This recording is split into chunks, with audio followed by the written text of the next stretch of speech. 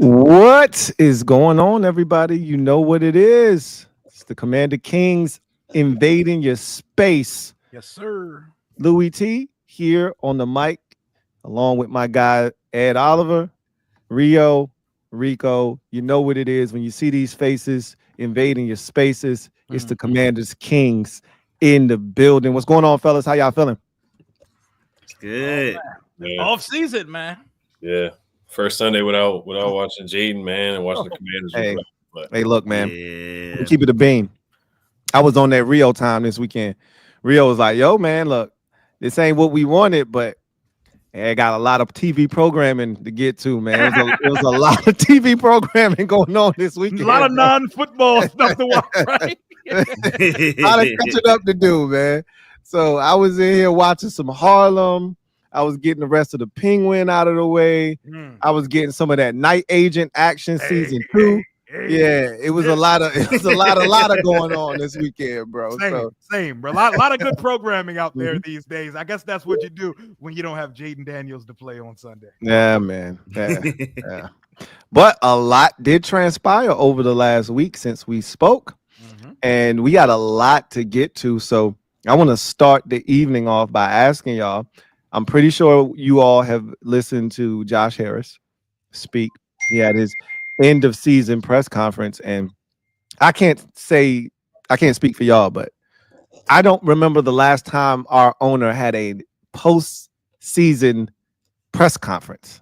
I don't know when that's a good point. I don't know the last time we've actually had an owner do that. I think him this year and last year are the first time we've ever seen it. Yeah, this is amazing, right? I can get used to this. What was the biggest takeaway? I think we might all have the same one, but I'm going to ask you guys individually. What was the biggest takeaway from what he had to say at his exit presser yesterday? Anybody can jump in. I'll jump out there first. That people can shut the hell up about the damn name. Shut up about the name. We're gonna get a new uniform added to the mix, but there's not gonna be a new name. I don't care how many aggregate Twitter pages you want to retweet, how many petitions you want to file.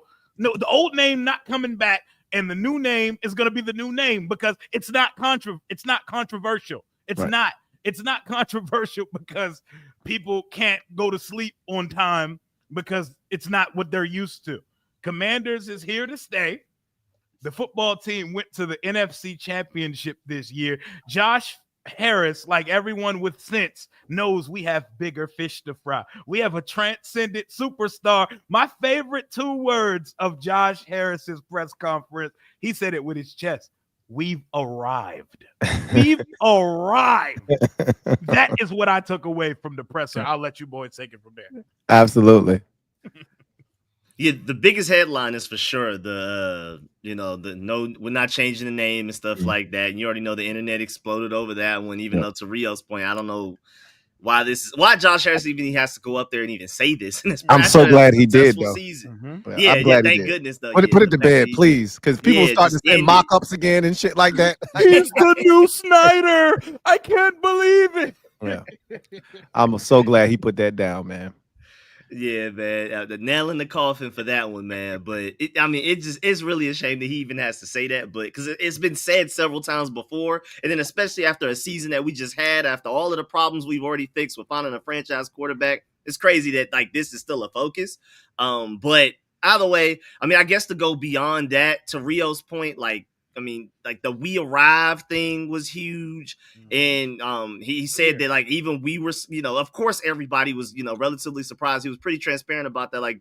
Nobody really expected us to be here, but now there's a new expectation. And I was really excited about that. That we're going beyond what we just did. That's the goal. We want to continue to get better. We're not just going to be happy with what we did last year. We want to continue to improve. Yeah, I'm with you guys on everything. The whole name thing, putting that to bed. People are worried about that after we just went to the NFC Championship is insane. I've seen people say that they're done with Josh Harris. After Yeah. Please leave. Please. Yeah. All y'all can go. If y'all are worried about a name so much, rather than winning games, I've heard on the radio, there was a host who said, would you rather have the name back or the season that we had last year? And I was like, this is really a topic that you guys are talking about, like on radio. Just crazy stuff. But no, he said a lot of good things, man. Like even in his one-on-one with the guy who does the interviews for the team, I think it's like Brian Colbert or something like that.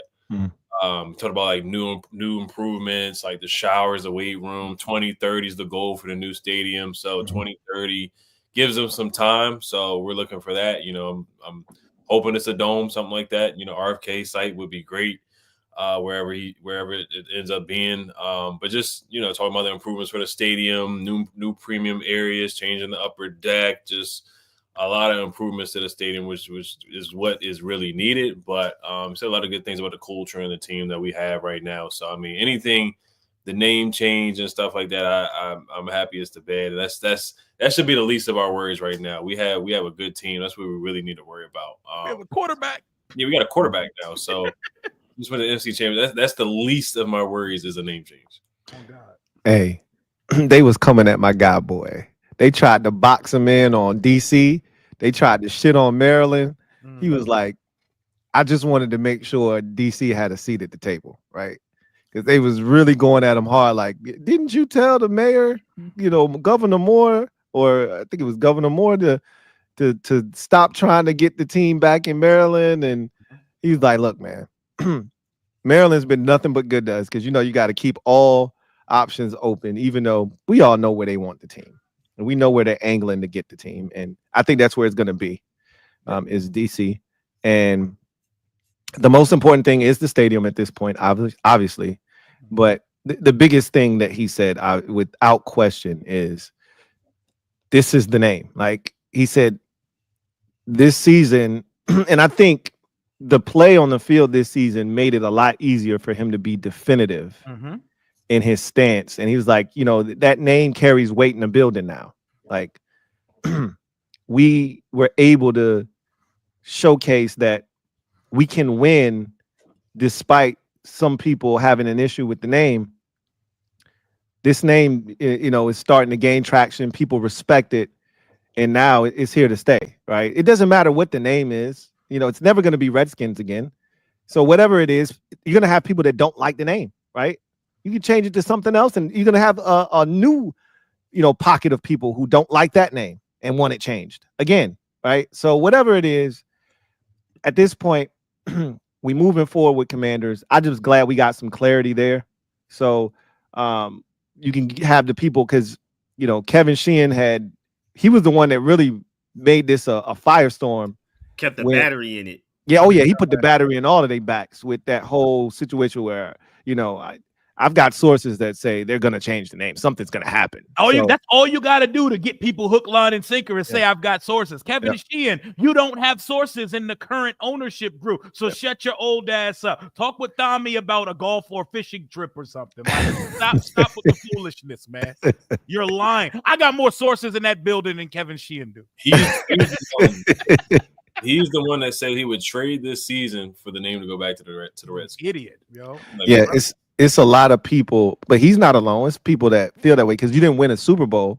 In their minds, I'd trade a trip to the NFC Championship game in a heartbeat to get the name back. And so at the end of the day, I'm just glad that it's put to rest. Yep. And we can just move forward. Either you want to rock with us or not. If something as simple as the name, and I get that the name holds weight and it carries weight for some of you that are older than us, right? There's a different level. It's levels. I always say it's levels to this shit. And it's levels to this. I'm aware. The older you are, the more nostalgia and the more weight the name carries, right? That's all I knew growing up was Redskins, nothing else. I didn't want to know anything else. But I wasn't so tied to the name that it would make me lose my fandom, right? At the end of the day, I'm gonna love this team no matter what they're called. And so they've moved on. We got a new name, and so many people their out is, oh well, this is Snyder's final middle finger to us. This keeps him attached to the organization. And I'm like, bro, if that's the biggest excuse you've got as to why you want the name changed, then I got nothing for you, right? I got nothing for you. So, also what I gathered from that is that we get new uniforms. Now, the question is, are they new uniforms or are they new old uniforms? I feel like we're going back to the championship threads. The classic burgundy bottom, the white tops, burgundy bottoms at home. On the road, burgundy tops, white bottoms with the stripes on the sides of the pants. I think that's what they're gonna go, the look for. And here's my stance, and I want to get y'all opinion on this. For the uniforms, every NFL team is allowed to have 5 different combinations, and one of those can be a throwback. I feel like we should have a throwback. I think that's what's coming. I think people expecting a full overhaul of the uniforms. Yeah, dial it back a little bit in time. But I think we're gonna get, like Eagles got Kelly Green and black alternates. We're gonna get our version of the Kelly Green. We're gonna get a throwback style Commanders uniform. Yeah, I think the throwback is coming. I wouldn't be shocked if they tried to change the uniform, but you might be right. I think we might be going a little too far with it. I can't stand the white uniforms. So, like, if there's one thing I want changed, because the white uniforms don't make any sense for the color scheme wise.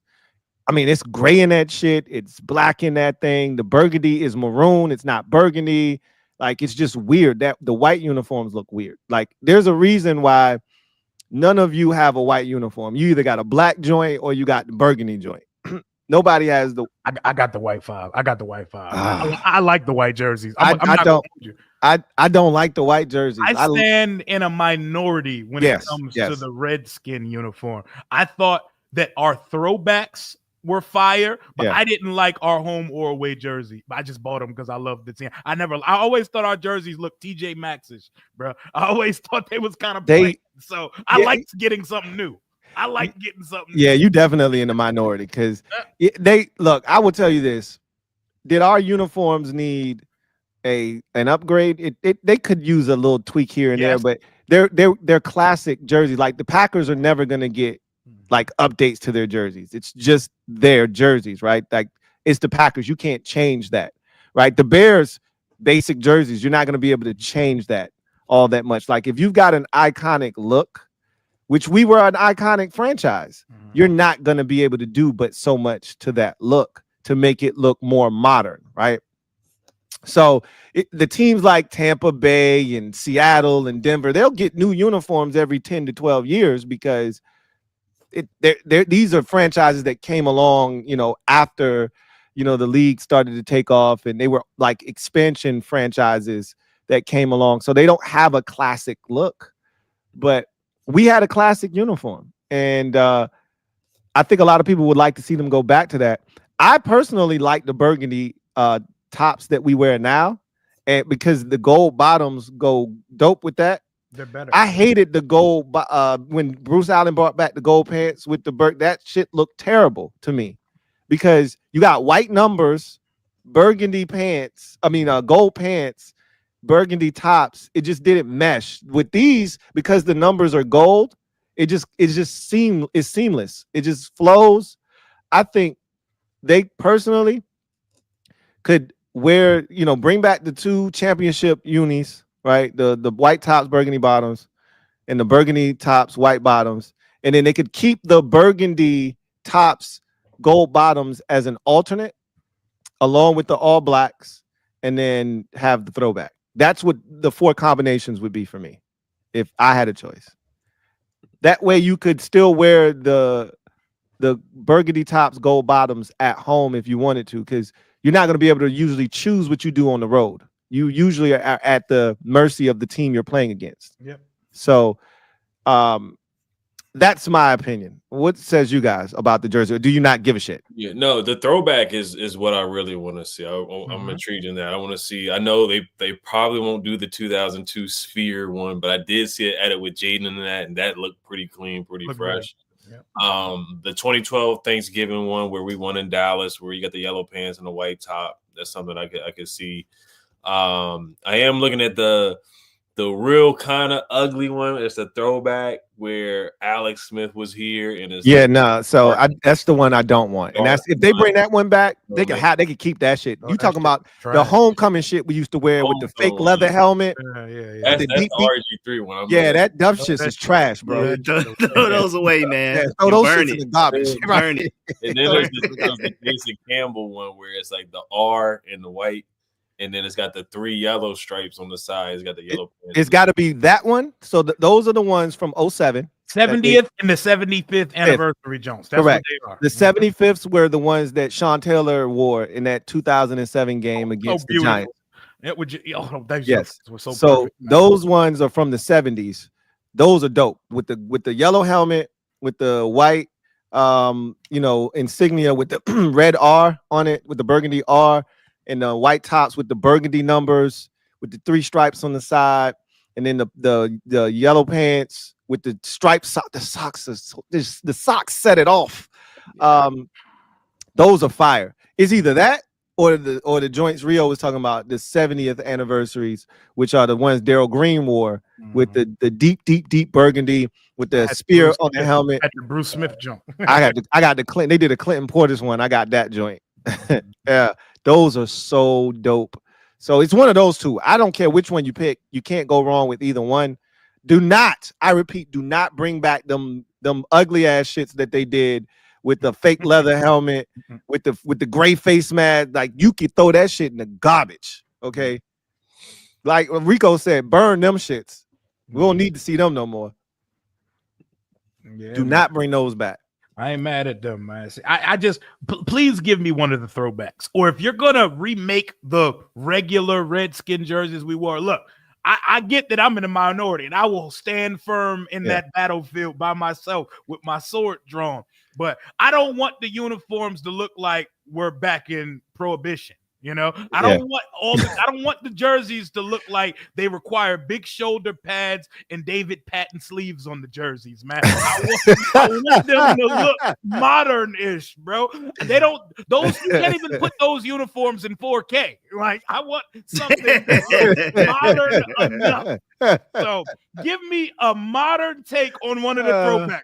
Don't have us out there looking like Mark Brunell on Sunday. Hey. I'm not even mad at that, bro. I swear I felt like the iteration of them when we wore them as the Washington football team, I thought they were clean.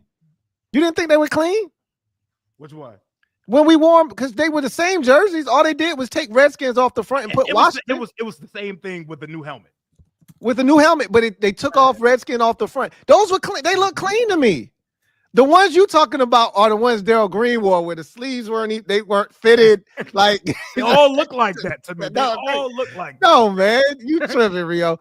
When we would wear the all whites, come on, man, that's clean. I got the Authentica at home right now. Like, I love that jersey because it's authentic and it got my name on the back. But that joint plain, man. That joint don't got no pizzazz to it. Yeah. Don't shoot, y'all. Lord have mercy. Hey, Rio, you a damn fool, man. So a lot transpired in the trade conversation. And I want to touch on that with you guys tonight because, one prominent name came up, obviously, that being Myles Garrett. And he requested a trade from the Browns. And see, what I just realized, so I went back and listened to Andrew Berry, his GM in Cleveland. And he said that Myles Garrett will have a direct flight, a one-way ticket from Cleveland to Canton.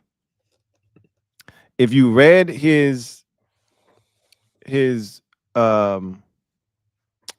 request that he put out, his public trade request. Put it on wax. That was professional. Yeah. He had that on it. That looked like a flyer, right? He put the most important part in bold at the bottom, and he signed his John Hancock. Signed his name on that joint, right? That man printed out. It looked like he printed out flyers to hand out, like he was having a shindig, right?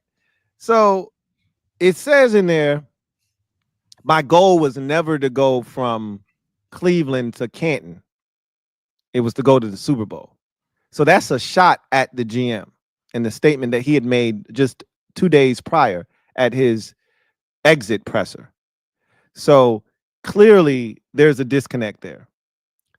So I ask you guys, and I know you probably have talked about this on all of your channels individually, but what's your stance on Myles Garrett? Would you be willing to part ways with whatever it took to get him? And then we're going to expand this conversation here in a bit, but I want to talk about him in particular first. We'll start with you, Ed.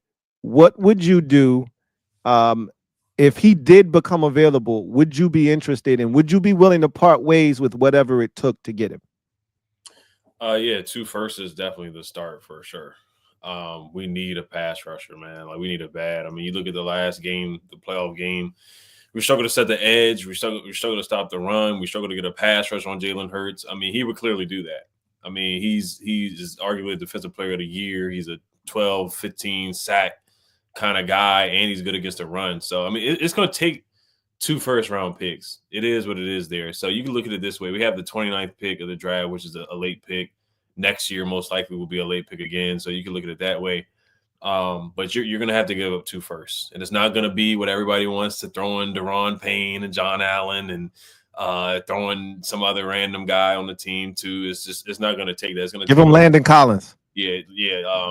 Throwing Derek Forrest, throwing Paul Martin or Percy Butler. It's not going to take those guys. You know, I heard Brian Robinson. People trying to throw him in the trade. So the Madden trade's not going to work. People get on my nerves, man. People's idea of value is hilarious, man. Crazy, bro. Yeah. I love them. They got to too. I get it. I get it with fans and the trade value, just trying to give up stuff that we don't want. But yeah, the biggest thing is that we don't want to see a division rival go ahead and get them, because we know a division rival or a couple of them in the division, but we mainly know who will be aggressive and will make that move. They don't care. They've done stuff like that in the past. So it's kind of like you don't want to make a move based on thinking that way, but you kind of. That's how we ended up with TJ Duckett. Right. We've had some nasty running backs come through at the end of their career here, man. Yeah. Willie Parker, Larry Johnson. Shout out to those guys. Willie Parker. Wow. Parker, man. Wow. But you kind of understand that too. So, but and I brought up this way too. Like, in the first round, would you rather have, Mike Green, who's balling in the Senior Bowl, had a great year? Or would you rather have Myles Garrett? Would you rather have Shamar Stewart from Texas A&M, or would you rather have Myles Garrett, a proven commodity? So that's kind of the way I look at it. So I think you need a proven commodity that can come in and give us a pass rush, man, because we struggle with that. Dorrance is a good player. Don't get me wrong. Dante, we don't know what's going to happen with him. Even if we bring him back, they're all solid players, but they're not blue chip players, and we need difference makers on this defense. We just don't have enough of those guys. We just don't. Yeah.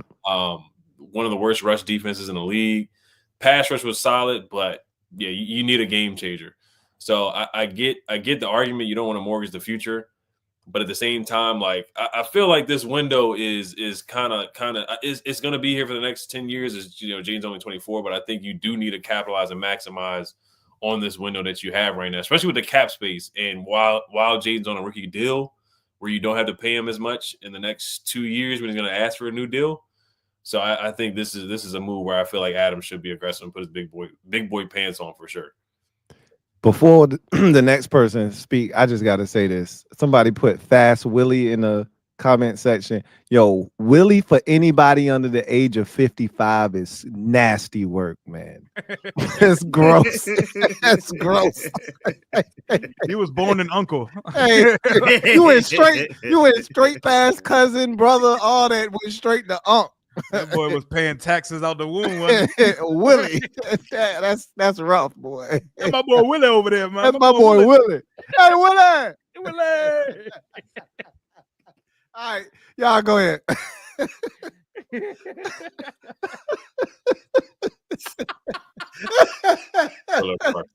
Oh man, you did it, Ed. You brought him up. At least I didn't bring up what's the dude, Bryce Love. Shout out to yeah, that's crazy. Louie Tee tripping. Yeah. Bryce Love too, man. But that's my take on Garrett, man. But if they don't get it, if they don't get him, it's not the end of the world. But man, if somebody like that is available, and I think you gotta pick the phone. You gotta make that move. Rico. Yeah, and that's my whole problem with the whole thing. Is he actually available? Mm-hmm. I mean, with the way that, I mean, to y'all's point, like that whole letter looks like he's emotionally and mentally moved on. Like that was a thanks for everything. I'm gone. I don't know what y'all gonna do, but I'm not about to play for y'all this year or something. Like he is gone. And like once you, especially like being a leader to that level, like where you're just like the top dog on the team, once you've already let go to that point, I don't really think you can fix that. You know what I'm saying? Like I think like locker room wise, I mean, because the whole thing is I want to win a Super Bowl. They're not going to put together a roster to win a Super Bowl within the next 2-3 years. And at that point, he'll be 32, going on like 33. And it's just, I mean, there's just no way that he's even willing to risk more precious years of his prime on this dumpster fire of an organization. All of it went downhill once they traded for Deshaun Watson. Now, granted, Nick Chubb would get hurt, other things went wrong, but the Deshaun Watson trade is the reason they're in this situation. And he wants to go to a team that's already built well, or at the very least has the cap space to build a better team around him. They can't build around. First of all, he's due for more money for an extension. They're saying we'll keep you as long as we'll give you more money. But that's kind of counterproductive to what he wants. He wants the team to be better around him so he can have a chance for a Super Bowl. So they're really in a lose-lose situation right now where from their stance, they can't win with Myles Garrett right now. I know trading away a top player like this is almost unheard of, but I mean, you literally have to, because I just don't see a scenario where Myles Garrett is happy in Cleveland. And I'm not exactly sure how far he's willing to take it to where he's going to like miss training camp, miss games and things like that. That's really where this goes. But I think they capitalize on this. Go ahead and get as much draft capital as you can.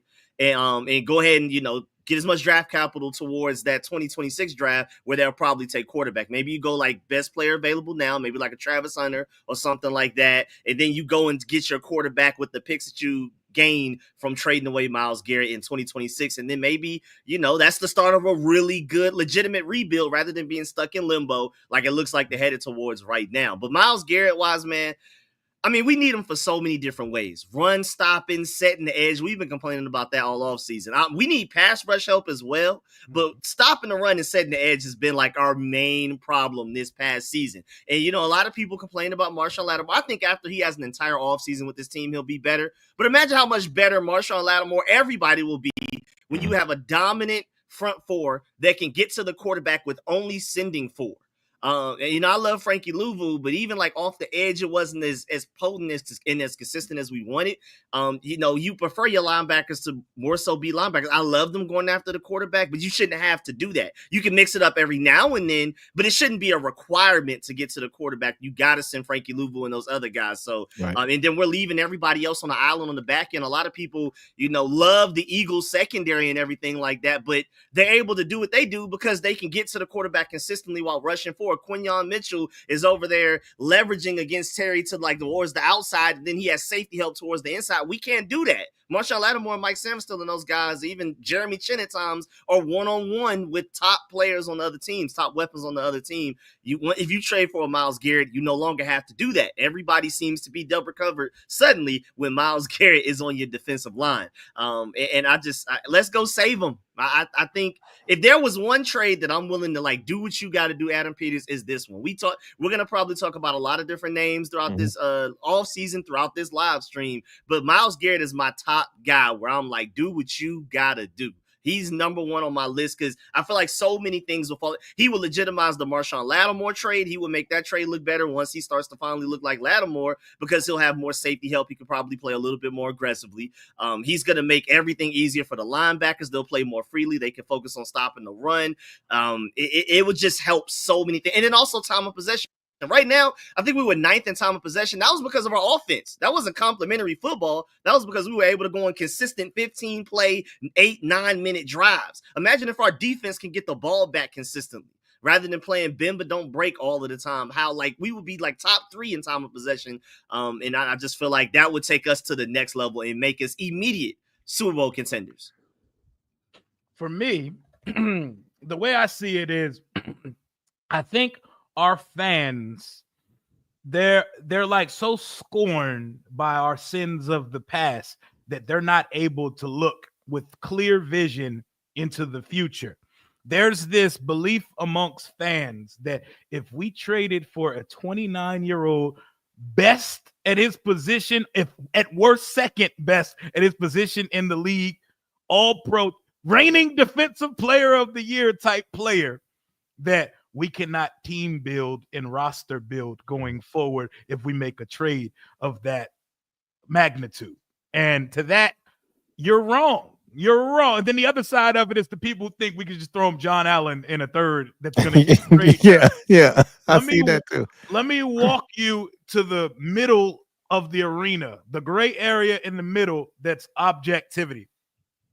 You have a quarterback that's great, that's already top 5, top 6 in the league, top in the conference division, all of that.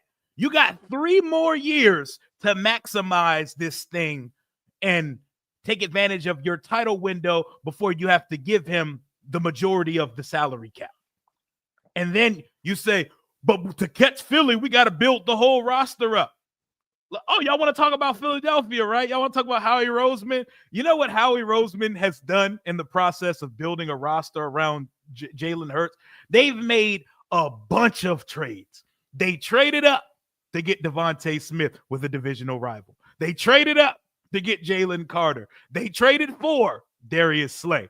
They traded for AJ Brown. Bro, that is like the crux of their playmakers and weaponry on their roster. They made a bunch of trades, and what they also did was on whatever picks they had left, they're hitting on picks. They're making impact signing free agents.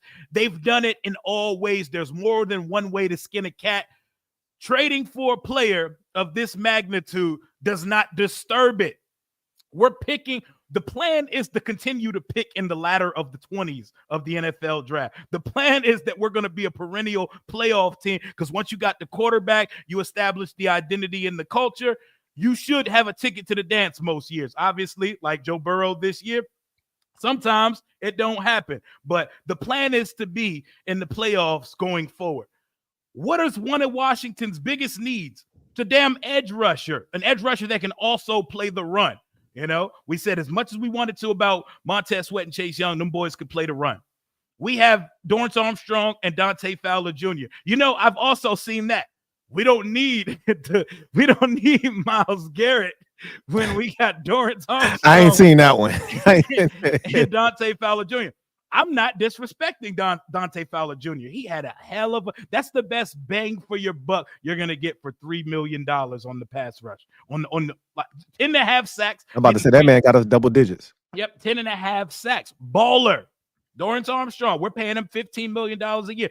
He played solid for us, and he went crazy in the playoffs this year. None of them are stopping you from making a trade of this magnitude. My warning for everyone saying they don't want to pay a tall price for something like Myles Garrett. He's 29. He got at minimum 3 elite seasons left. Elite, you know, that boy has not had under 10 sacks in a season since his rookie year. Since his rookie year. He got one season with 7.5 sacks. Then it's like 12, 13, 12, 14, 16, 16, 17.5, 16, 14, 14. His season after the Defensive Player of the Year season, he had a little light 14 sacks this year. Something slight. Washington has never had a pass rusher like this. 102.5 sacks under 30 years old. He's absurd. He's one of the best players. He's one of the best 5 players in the NFL. And he's getting double teamed while doing that too. A lot of the time. It's insane. We don't have a player on the roster right now that an offensive coordinator has to build a game plan around. We don't have that on the defensive side right now. We need one. We got one with number 5 on that other side of the offense. We got one of those. We need somebody on that defensive side that's going to keep offensive coordinators up at night. Go ahead and think it's sweet, and we don't have to get in on that sweepstakes. When Howie Roseman, coming off possibly a Super Bowl, hops in and grabs him, please give me those same sentiments when it's all said and done. I think we should pay whatever it takes and bring him here. When the last time y'all seen a dude do crossover behind the back, through the legs dribble, and then they snap the ball? He's doing this all pre-snap, by the way, right in front of the center. You know, He crossing over through his legs. He looked like a kid walking around air basketball through the mall. Hey, they snap the ball. He does a swim move, gets to the quarterback, and gets a sack, bro. Like, this dude is ridiculous. I've watched this man single-handedly destroy games.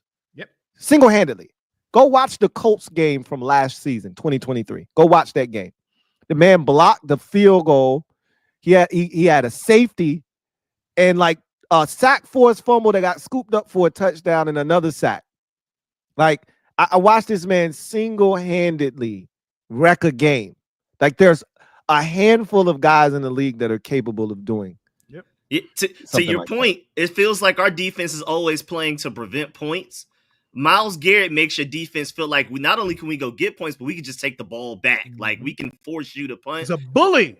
Yeah, we go from being conservative to aggressive on defense. He is one of the few difference makers in the league that is worth whatever the Browns would be willing to accept if they make him available. And so I know some people are scared off by the age. He's 29 years old. That guy, like, when you're elite like him, he's going to age well at that position. He's going to continue. Like, think about Bruce Smith at the end of his career here in Washington. Mm-hmm. When you can get to the quarterback, you're going to still be able to get to the quarterback, even at the end of the rope, right? Even at the end of the line. He was, without a doubt, worth whatever the Browns would be asking for if they were to make him available. I just honestly think the Browns won't make him available. And from their side, they're already in cap hell. If they trade him, they take a $15 million dead cap hit. They don't see a future in them turning their franchise around without him. And I get it. And their pitch to him is, hey, we were just an 11-win playoff team with 4 different quarterbacks the year before. All we got to do is get the right quarterback in here, and we can fix this thing, and you're a big part of that. And so I don't see them trading him, but if they do, I don't know if y'all have seen the odds or not. We are literally second. Depending on what book you look at, we're second, odds-on favorite. The first NFC team in certain books, I know the BetUS book, they're second behind Dallas. Dallas isn't trading for Myles Garrett and paying him. They're not giving up draft capital. And Parsons. Like, what? They're not giving up what it's going to take to get him and pay him when they didn't even want to pay Derrick Henry pennies on the dollar when they were, quote-unquote, all in. There's no way. So I think we should be the odds-on favorite for every book, because I've already said, if I'm the Browns and I get to a point where I got to trade him, one, I'm not trading him to an AFC team. I'm not doing it. So that cuts it in half right there. So you see, odds for the Patriots and the Raiders and the Chargers. I'm not trading him to any of those teams. If I'm trading him, he's going out of conference. Similar to the Raiders with Khalil Mack. They weren't trading him in the AFC. They were going to trade him to an NFC team.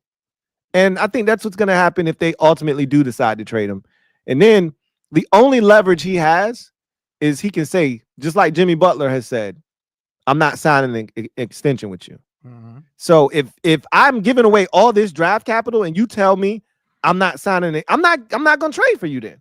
So that's the only leverage he has. If he wants a championship caliber team, he can kind of make that distinction by saying whether he would or wouldn't sign an extension with that team. So it'll be interesting. But I take this conversation and I want to take it a step further. I'm going to give you guys a hypothetical. So let's remove Myles Garrett from the discussion. And I ask you, if there's one trade you can make this offseason, what would it be? And it's got to be realistic. It's got to be someone that we've heard their name rumored to be on the block, or someone that a team may have to make a decision on. I'll throw out a few names, right? DK Metcalf, we've heard about him. New regime, so to speak, right? The same GM that drafted him is there, but there's a new coach there, And it kind of feels like he's maybe not the happiest, kind of falling out of favor a little bit there.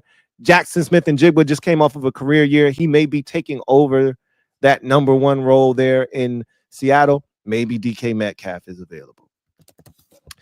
We've talked about Garrett Wilson here before. Jets have a decision to make. Do they want to pay him? They're getting to that point where they got to make a decision. Going to have to pick up that 5th-year option this year. Probably going to do that.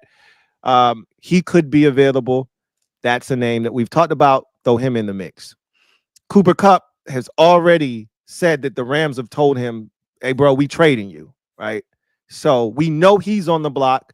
Rams may even be willing to eat some of the money. I don't think it's going to take a lot from a draft pick standpoint. I don't think compensation is going to be an issue. I think they'll take a 6 for him. They just want something for him. And they said they may eat $7 to $8 million of his salary cap. So you could be talking about a guy that's 20 down to 12, right? That's peanuts for a receiver of his caliber. He is 32 years old, but Cooper Kupp is in that discussion. Yuck. Yes, I agree.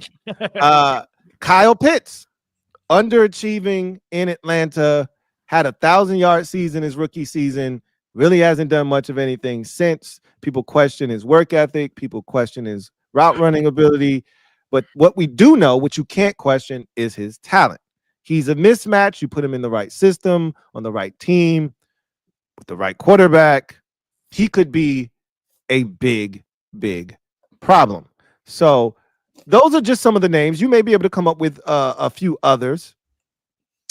If there was one trade you could make this offseason to bring a player here, which trade would you make? I'll start with you, Rico. Yeah, I mean, there's a few interesting ones out there. Like you mentioned, Kyle Pitts. Kyle Pitts is the type of trade that he may even be cheap enough, and you're just banking on like his potential and Cliff Kingsbury fixing him to where like he wouldn't get in the way of you trading for Myles Garrett. Like he wouldn't cost you that much value. But I feel like Garrett Wilson, if we're talking trade targets outside of Myles Garrett, Garrett Wilson has to be my number one. And it was just a few days ago, January 31st, and it's been reported multiple times, but James Palmer officially came out and said that a lot of insiders believe that Garrett Wilson will request a trade. He's sick of being over there. They said because mostly due to turnover at quarterback, turnover at head coach. He just wants to go somewhere that's already fully established to where he just steps in and knows his role. Because remember, I mean, Aaron Rodgers, first of all, came over there, and then they had beef in training camp, which never got fixed. And then Aaron Rodgers did whatever he could to get his boy at the same position, Devontae Adams, to get traded over, which basically moved Garrett Wilson essentially into like a wide receiver 2 role and pretty much had to take a back seat. I think Garrett Wilson definitely wants out of there. It's just whether or not we want him, but I know he wants out of the Jets. It's just all if Adam Peters and these guys feel like it's worth it to go trade for him rather than sign a guy in free agency like a T. Higgins or somebody like that. But my number one trade target, if the trade makes sense and everything, has to be Garrett Wilson. I mean, him and Terry, like a 1A, 1B would be absolutely insane. How young he is. I remember seeing his stats somewhere like he was like 5th in like yards per catch, yards after contact per catch, something crazy like that. Like he's incredibly efficient. It's just that the Jets didn't use him as much as they should have. But this is a guy that's efficient, and you can expect that if he gets more targets, I mean, Terry is going to automatically, you know, with his speed at least, and knowing his chemistry with Jaden Daniels' defense is going to focus on stopping him, and that would allow Garrett Wilson the ball out. And we saw firsthand this past offseason how uncoverable Garrett Wilson is. I mean, he gave whoever was covering him this past offseason at joint practice, I mean, the absolute business every time they lined up.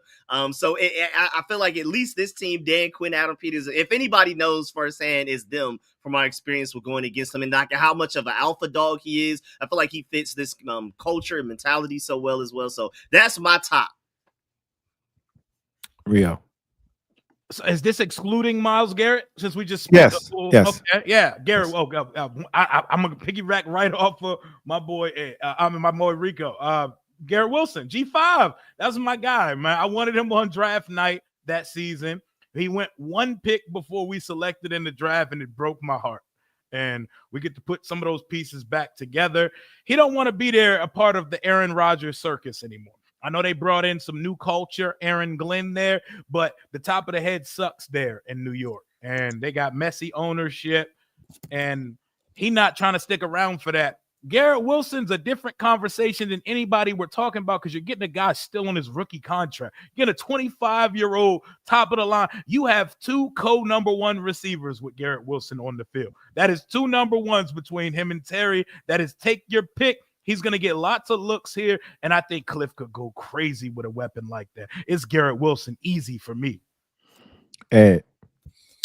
Yeah, I hate to just agree with you guys on this, of course, but yeah, I mean it's Garrett. I think the only other person for me, because I know the candidates are like Kyle Pitts. I'm not really hot on getting Kyle Pitts. I do like DK, but I like Garrett as a route runner. I think we need a route runner compared to DK. DK's he's a good route runner too, but not as good as Garrett in my opinion. He's a more throw the ball up to him, go get it, big body, and we could definitely use that too. But I think just for this offense and with Jaden, I think a route runner, somebody can just get open real quick like Garrett Wilson. And like Rio said, he was drafted 10th. We had the 11th pick, then we traded back, if I'm not mistaken, that year. So we were so close to getting him, and then that Ohio State connection with Terry. So I think Garrett would be great. We need a wide receiver number 2. We need a guy that can be just as good as Terry, like a 1A, 1B kind of guy, and that would be a perfect match for us. So he definitely wants to get up out of the Jets. And then it would be a good contract situation. He would still be on his rookie deal, pick up the 5th-year option. So we would still have a couple years with him before we got to pay him and whatnot. So I think he would be great. I guess the wild card would be Max Crosby. That's like the only other person. I don't want Debo. Debo would be a terrible trade. That would be the last option, the worst option. Oh, yuck. So yeah, it's really between Garrett and Max Crosby. We're talking about guys other than Myles Garrett, but Garrett would be perfect for this offense and for Jaden and for his development for sure. So I tend to agree with y'all there, but I'll just, for the sake of being different, I'll go with DK Metcalf. And I want us to get a big body receiver so bad. Just a guy that gives us the ability to throw the football up and have somebody go get it. We just have so many small receivers. Nobody is really good at attacking the football in flight. Terry, can go up and win a 50-50 ball when it's kind of pinned to his body, right? Where he doesn't have to extend his hands and go up and pluck it away from someone at the apex. If it's where he can jump and use his body to trap it, that's when Terry's at his best in terms of winning those kind of 50-50 balls. I want a guy that can use his body to shield off a defender, go get the football. Like that interception that Jaden threw at the end of the Eagles game is a perfect example of a ball where that's a perfect ball that he threw to Terry there. And Quinyon Mitchell, 6'2", he went up, high pointed the football. Yep. Terry couldn't elevate, and it ended up, getting tipped in the air. Terry had another shot at catching it, and he just couldn't come down with it, and it got picked off. And that's a perfect ball that you throw to a T. Higgins, that you throw to a DK Metcalf. And not to mention, like, DK Metcalf's one of the fastest receivers in the NFL. So, like, you're not just adding a big, like, T. Higgins isn't running by anybody, right? He'll just be a big physical possession guy that you can throw it up down the field to, but he's got some of the strongest hands in the NFL. DK Metcalf was actually running to try to qualify for the Olympics. He's that fast, right? Like, we're talking about next level speed. We've seen him destroy teams in this division like a Dallas. We've seen him destroy Philly. He's probably had some of his best games career-wise against the Eagles. Like, he's an Eagle killer. So, like, we know he can come in here and do damage against the teams in the division. He's big, he's physical, he fits the DNA profile of what we're looking for in terms of run blocking. We want to throw screens. You can put him out there to block. You can even throw him the ball on the screen. So I think a guy like that could unlock a lot here as well. And I'm not sure if you would have to give up as much as you would have to give up to get Garrett Wilson to get DK Metcalf either. I'm not sure if you would or not, and he's not that much older. He's 27, right? It's not like he's 29 or 30. Garrett's 25. I don't know when his birthday is. He may have just turned 25, or he might be about to turn 26. DK just turned 27, so he's still relatively young as well. So that's kind of the neighborhood that I'm in anyway. With any receiver that we acquire this offseason, they need to be no older than 27 and somewhere in that 25 to 27 range is what I'm looking for, right? Because you want to have a guy that can grow with Jaden over the next 4 to 7 years. Excuse me. So, defensively, I agree with you, Ed. If you're gonna go with a non-offensive player, it'd probably be Max Crosby. If it's not gonna be Myles Garrett, for me personally, I hope we address receiver via free agency and don't have to give up anything. I think there are two. So let me ask y'all this. Let me throw, and we're gonna all talk about free agency at greater length down the road. Give me one free agent that you would target right now. One guy, just one. Give me one free agent guy that you like. Yo, that's a guy that's at the top of my list. I'll start with you, Ed. You got one? The obvious is T, man. I got to go with T. I mean, I think T would be great next to Terry. And like I said, I want to bring in a guy that is just as good as Terry, or you could argue is better. I think Terry, I'm being a homer, I think Terry's better than T. Terry had a better season than T this season, but you could be like, okay, yeah, 1A, 1B type thing. And that's kind of what I want. Like, you look at the other guys in the free agency pool, it's like, okay, they're fine. They're good number twos. I think we need somebody that can match Terry. I'm fine with a number 2 guy, but I think T would be great. Other than that is Chris Godwin. That's the next on my list, but I think T would be great if he can stay healthy. He had another great season this year too, and he puts up big numbers too. So and he brings that physicality like you brought up too. Like the you can just throw it up there, he can go get it. Not the fastest guy in the world, but he's a chain mover for sure. He's a physical player, so I think he would be great. Like, he would be like a huge upgrade. He would just be the number 2 or the 1A, 1B guy that Terry has never had, that we just didn't have last year. Like, I always bring up, Terry's been running with Dontrell Inman, Ishmael Wright, whatever these guys' names are. Cam Isaiah Wright. Yeah. Isaiah Wright. Cam legit our number 2 for like 2 seasons. Like that. Not Isaiah Wright. Yo. Steven Sims. Like, these are the guys that Terry, like, we talk about the quarterbacks that Terry's had to play with. Look at the receivers that Terry has had to play with for the most part. So I think he just deserves a guy that is on his level, if not better than him. And I think if you look at the free agent class, I know $30 million is the price, which it's definitely a tall task, and Terry's got to get paid too. I think he needs to get an extension this offseason too. So, but for me, number 1 is definitely T. Higgins. What about you, Rio? Let's see. I know before I make my answer, I think it's absurd that there are people in our fan base who want Cooper Kupp over here. That's crazy to me. That's crazy talk to me. He is like a broken man version of himself at this point. Y'all got to watch some more Rams football. Okay, I know my answer to the question. Now, that was my filibuster while I got my answer figured out. Mooney Ward, Charvarius Mooney Ward, the cornerback from San Francisco. Bring him over there. We got quality corners on the outside if Marshawn looks like his actual self next year after a full offseason with the team. Kick Sainris still in the slot. I just seen Charvarius Ward tweet earlier today, whoever gets me next is going to get the best of me. I'm hungry right now. And that's Adam Peters' guy, and he just went through the saddest, most tragic thing you could go through, losing a child. He's looking to start fresh somewhere new with his family, and I think Adam Peters is going to say, come on down. We got the right situation for you. What is Mooney Ward, 27, 28? Yeah, somewhere in there. Yep. That's that age. That's in that age range of players we want to sign. Bring his ass starting on the outside with Sanders still on the inside. That's a good secondary right there. But we got some stuff to do in the safety room. But I like that cornerback room. I feel very confidently going into the season with Mooney Ward instead of St. Juice on that side. All right, so he's 28. He's turning 29 in May. Does that change your mind? Nope. Still good.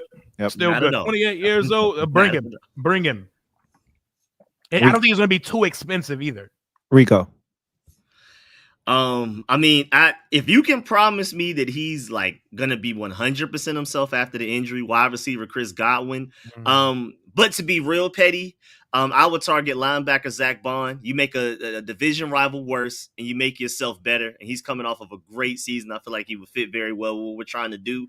So I'm trying to take linebacker Zach Bond from the Eagles, steal him away, because I think they only signed him to like a cheap, like little 1-year deal, real quick, just to see how he would work out. And then he worked out way better than even they expected. Made the All-Pro and everything like that. And he's not that old. I think he's about to be like 28 or something like that.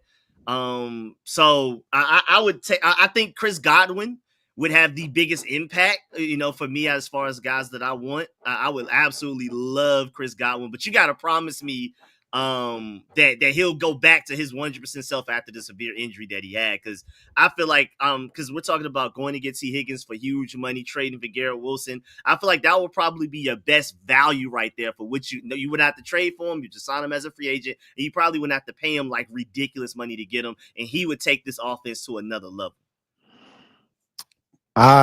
So y'all took all great answers. My first answer was obviously T. Higgins. My second one was Charvarius Mooney Ward. So I'm gonna go back to the Cincinnati Bengals store and go get Trey Hendrickson and add him on the other side. Is he a free agent? Is he restricted, unrestricted? What's his contract? He's a free agent. So he wanted to get paid because he was going into the last year of his deal this past year, and they refused to pay him. So he said, trade me, and it was like, shut up and play. And then he just went out and led the league in sacks. So they could franchise tag him, but they got to pay Jamar Chase this year. And I don't foresee them doing both. But, I mean, it's very possible that they could franchise tag him. But he is going to be a free agent this year. So we'll see what they decide to do. But if he is able to shake free, and what I'm hoping, this is my hope, is that the Bengals and Jamar Chase can't reach an agreement because he wants to be the highest paid receiver. They're going to drag their feet. So they have to slap the franchise tag on him, which will take away that opportunity for them to franchise tag Trey Hendrickson. He becomes a free agent, and then we can pounce. So I'm trying to go shopping at the Bengals store. They got a lot of good stuff over there. So give me some T. Higgins, give me some Trey. What an offseason that would be if you went out and got T. Higgins, Trey Hendrickson, and Mooney Ward. Wouldn't that be crazy? If that was our offseason, that would be on some Houston Texans shit from last offseason when they said, hey, we swinging for the fences. We all in on trying to win. After they saw what they saw from CJ Stroud, they went all in, right? Danielle Hunter traded for Stephon Diggs, traded for Joe Mixon. They said, we going all in. It'd be nice if we just said, you know what? Let's swing for the fences because we can. And like you said, Rio, you have to maximize the opportunity here while Jaden is still on that rookie deal. So if you're going to do it, now's the time. Is it the deal he gonna get when it's time, boy? Oh, yeah.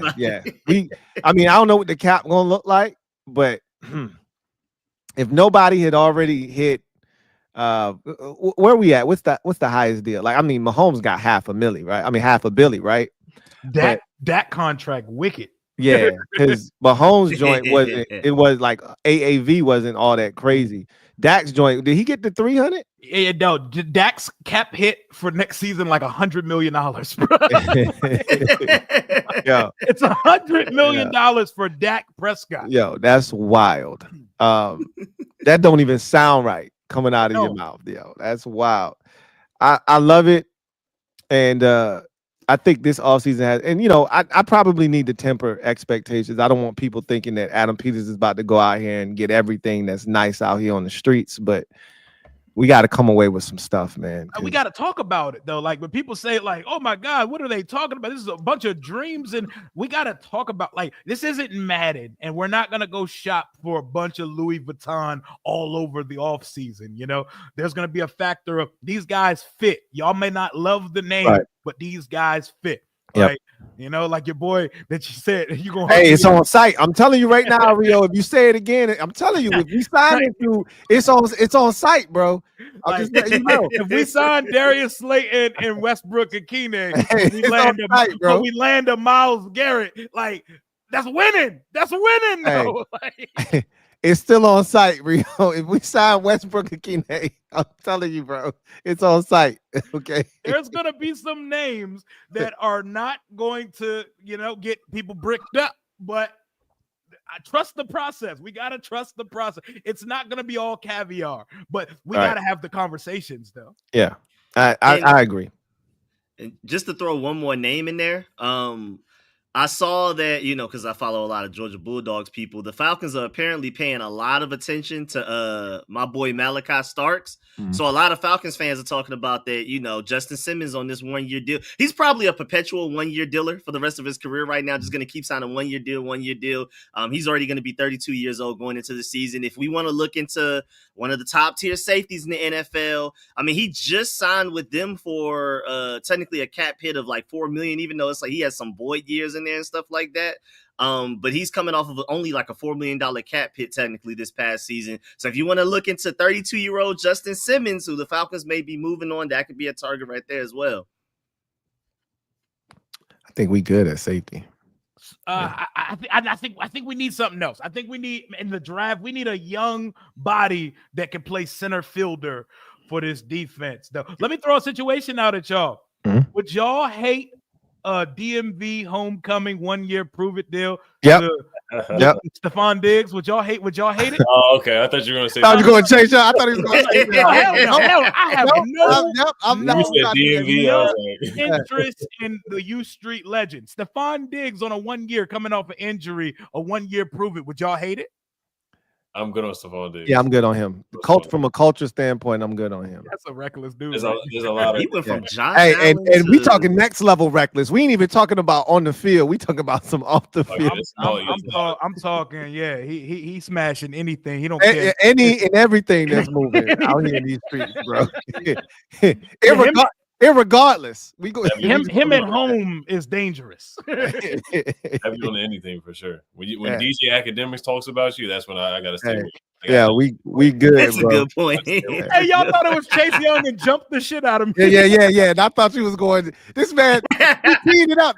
DMV legend. And I'm like, wait, okay, yeah. He talking about Chase Young. Hell no, can't bring him back here because I done already been asked that several times by different viewers, like, yo, would you how would you we hadn't had trouble stop? How would you feel? He had really good season, 5.5 sacks. He wasn't starting in New Orleans. Like, how would you feel? I'm like, nah, I'm good. I'm gonna pass. Yo, that's how desperate we are at defensive end. That's how desperate we are on defense. And what I will say about Chase, he actually had a good season for him, and I'm happy for him.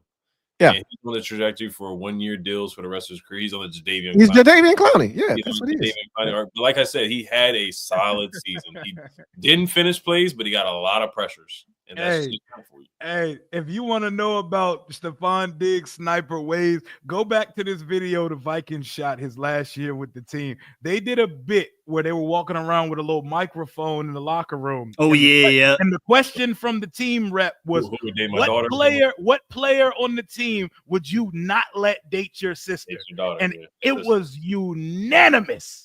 It was unanimous, and nobody wants Stephon Diggs anywhere. It wasn't even like they was in the same area. It was unanimous in different parts of the locker room. They couldn't even hear the people walking in off the late. Nobody.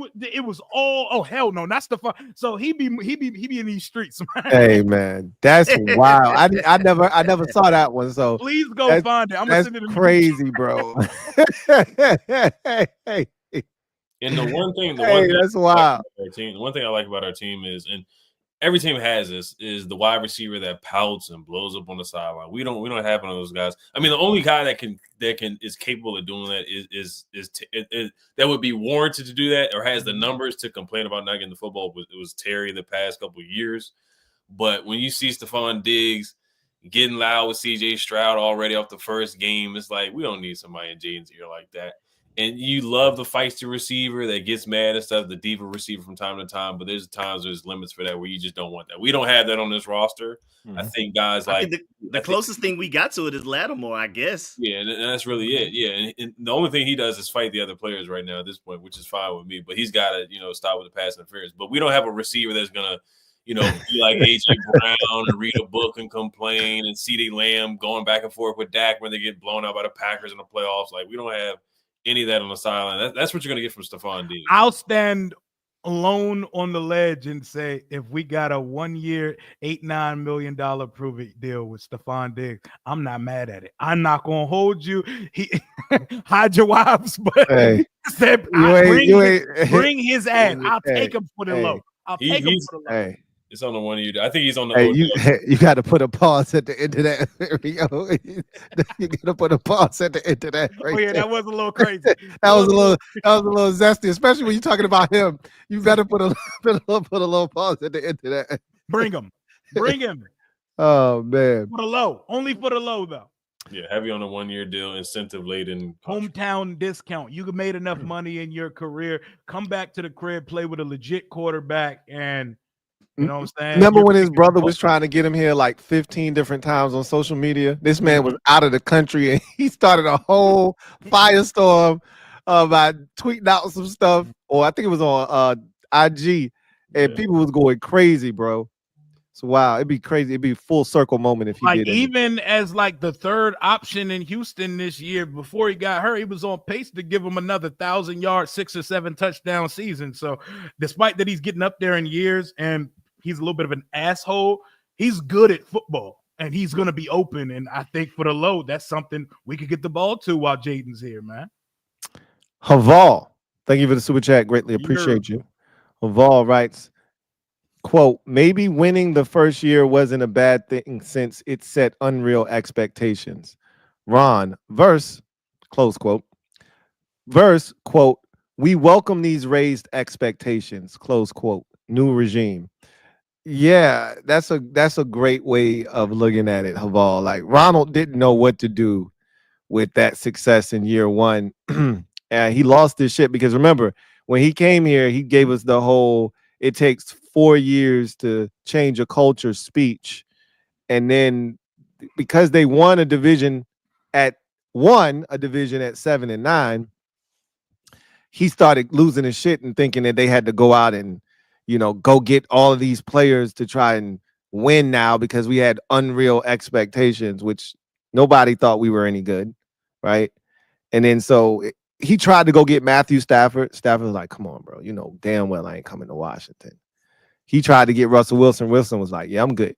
Did y'all hear the rumor that we offered Seattle 2 first-round picks for him? I thought it was 3. 3 for Russell? Was it 3? Yeah. It was 3? Yes, 3. Yeah, he's crazy. Yeah, he said, "Nah, I'm cool on y'all." Yeah, I'm good. Wow, what a disaster that could have been. Right, that could have gone down as one of the worst trades. I mean, we look at the Deshaun Watson joint, and that's the worst trade that in NFL history right now. That would have eclipsed that tenfold. You say 3 first-round picks? Watson didn't even get traded for 3 first-round picks. So he went out. We was ready. We remember we tried to give up 2 for Chad Johnson, and I'm not gonna hold you. I wanted him at the time. I was pushing that agenda. I was pushing the shit Rio, out of that agenda. You was tripping, bro. I wanted him. You was tripping. We tried to get him for 2. We tried to get Jay Cutler for 2 first. We was wilding in them days, bro. We was wilding in them days. Bro. I was willing to look past the massage shit. I was ready to talk to Watson. You on the low. It was a lot of fans out there that was like, "Yo, I don't give a damn about none of that shit, bro." Like, I'll admit, bro. When you've been quarterback thirsty your whole life, like the day we pivoted on Carson, like that joint was terrible. Then I had to sell myself on that. By the time the season started, I was telling people it was going to be a revenge, a resurrection. Yeah. I did the same thing. When we first signed him, it was like the nastiest feeling. Like, what did we just do? And it was like the equivalent of, never mind. So I just know that by the time we got to the start of the season, I was like, whoa. Did I just say that to an Eagles fan? Like, we gonna show y'all how to use Carson Wentz. Like I was talking so spicy about Carson Wentz, bro. And that Jags game, it was like, bro, we saw both sides of the coin. Yeah. But we was like, hey, who led the league in passing this week? Right. Carson came out smoking 4 touchdowns on your head. Yeah. Talk to him now. Oh my God, man. Bro, I mean, even the next week we lost to Detroit, but he was good in that game. Numbers. He led the league in passing touchdowns after the first 2 weeks, 3 weeks. I think it was 3 He weeks. was up there in yards still. Boy, that went south quick. Michael Connor, thank you for the super chat. Greatly appreciate you. Michael writes, what is each of y'all's dream offseason? I've already given y'all mine. Trey Hendrickson, Mooney Ward, T. Higgins. There you go. I mean, if you could get Myles Garrett, awesome, but hard to envision it. Like, I would prefer Myles Garrett. You can still sign T. Higgins, and you can still get Mooney Ward. So Myles Garrett, T. Higgins, but if you can't trade, if they're not trading Myles Garrett, I'll settle for Trey Hendrickson. Oh, I'll jump out there next. My dream offseason is Myles Garrett, a starting receiver, whether that's via draft, whether that's via free agency, a real starting receiver opposite Terry McLaurin, and a running back one in the 2025 NFL draft. That's my dream offseason. You give Jaden a weapon on the outside, you give him a real weapon in the backfield, and you go add a top 2 edge rusher to the offense. That's my dream offseason. I ain't even gonna put no names on it, bro. Just give me one, a real one.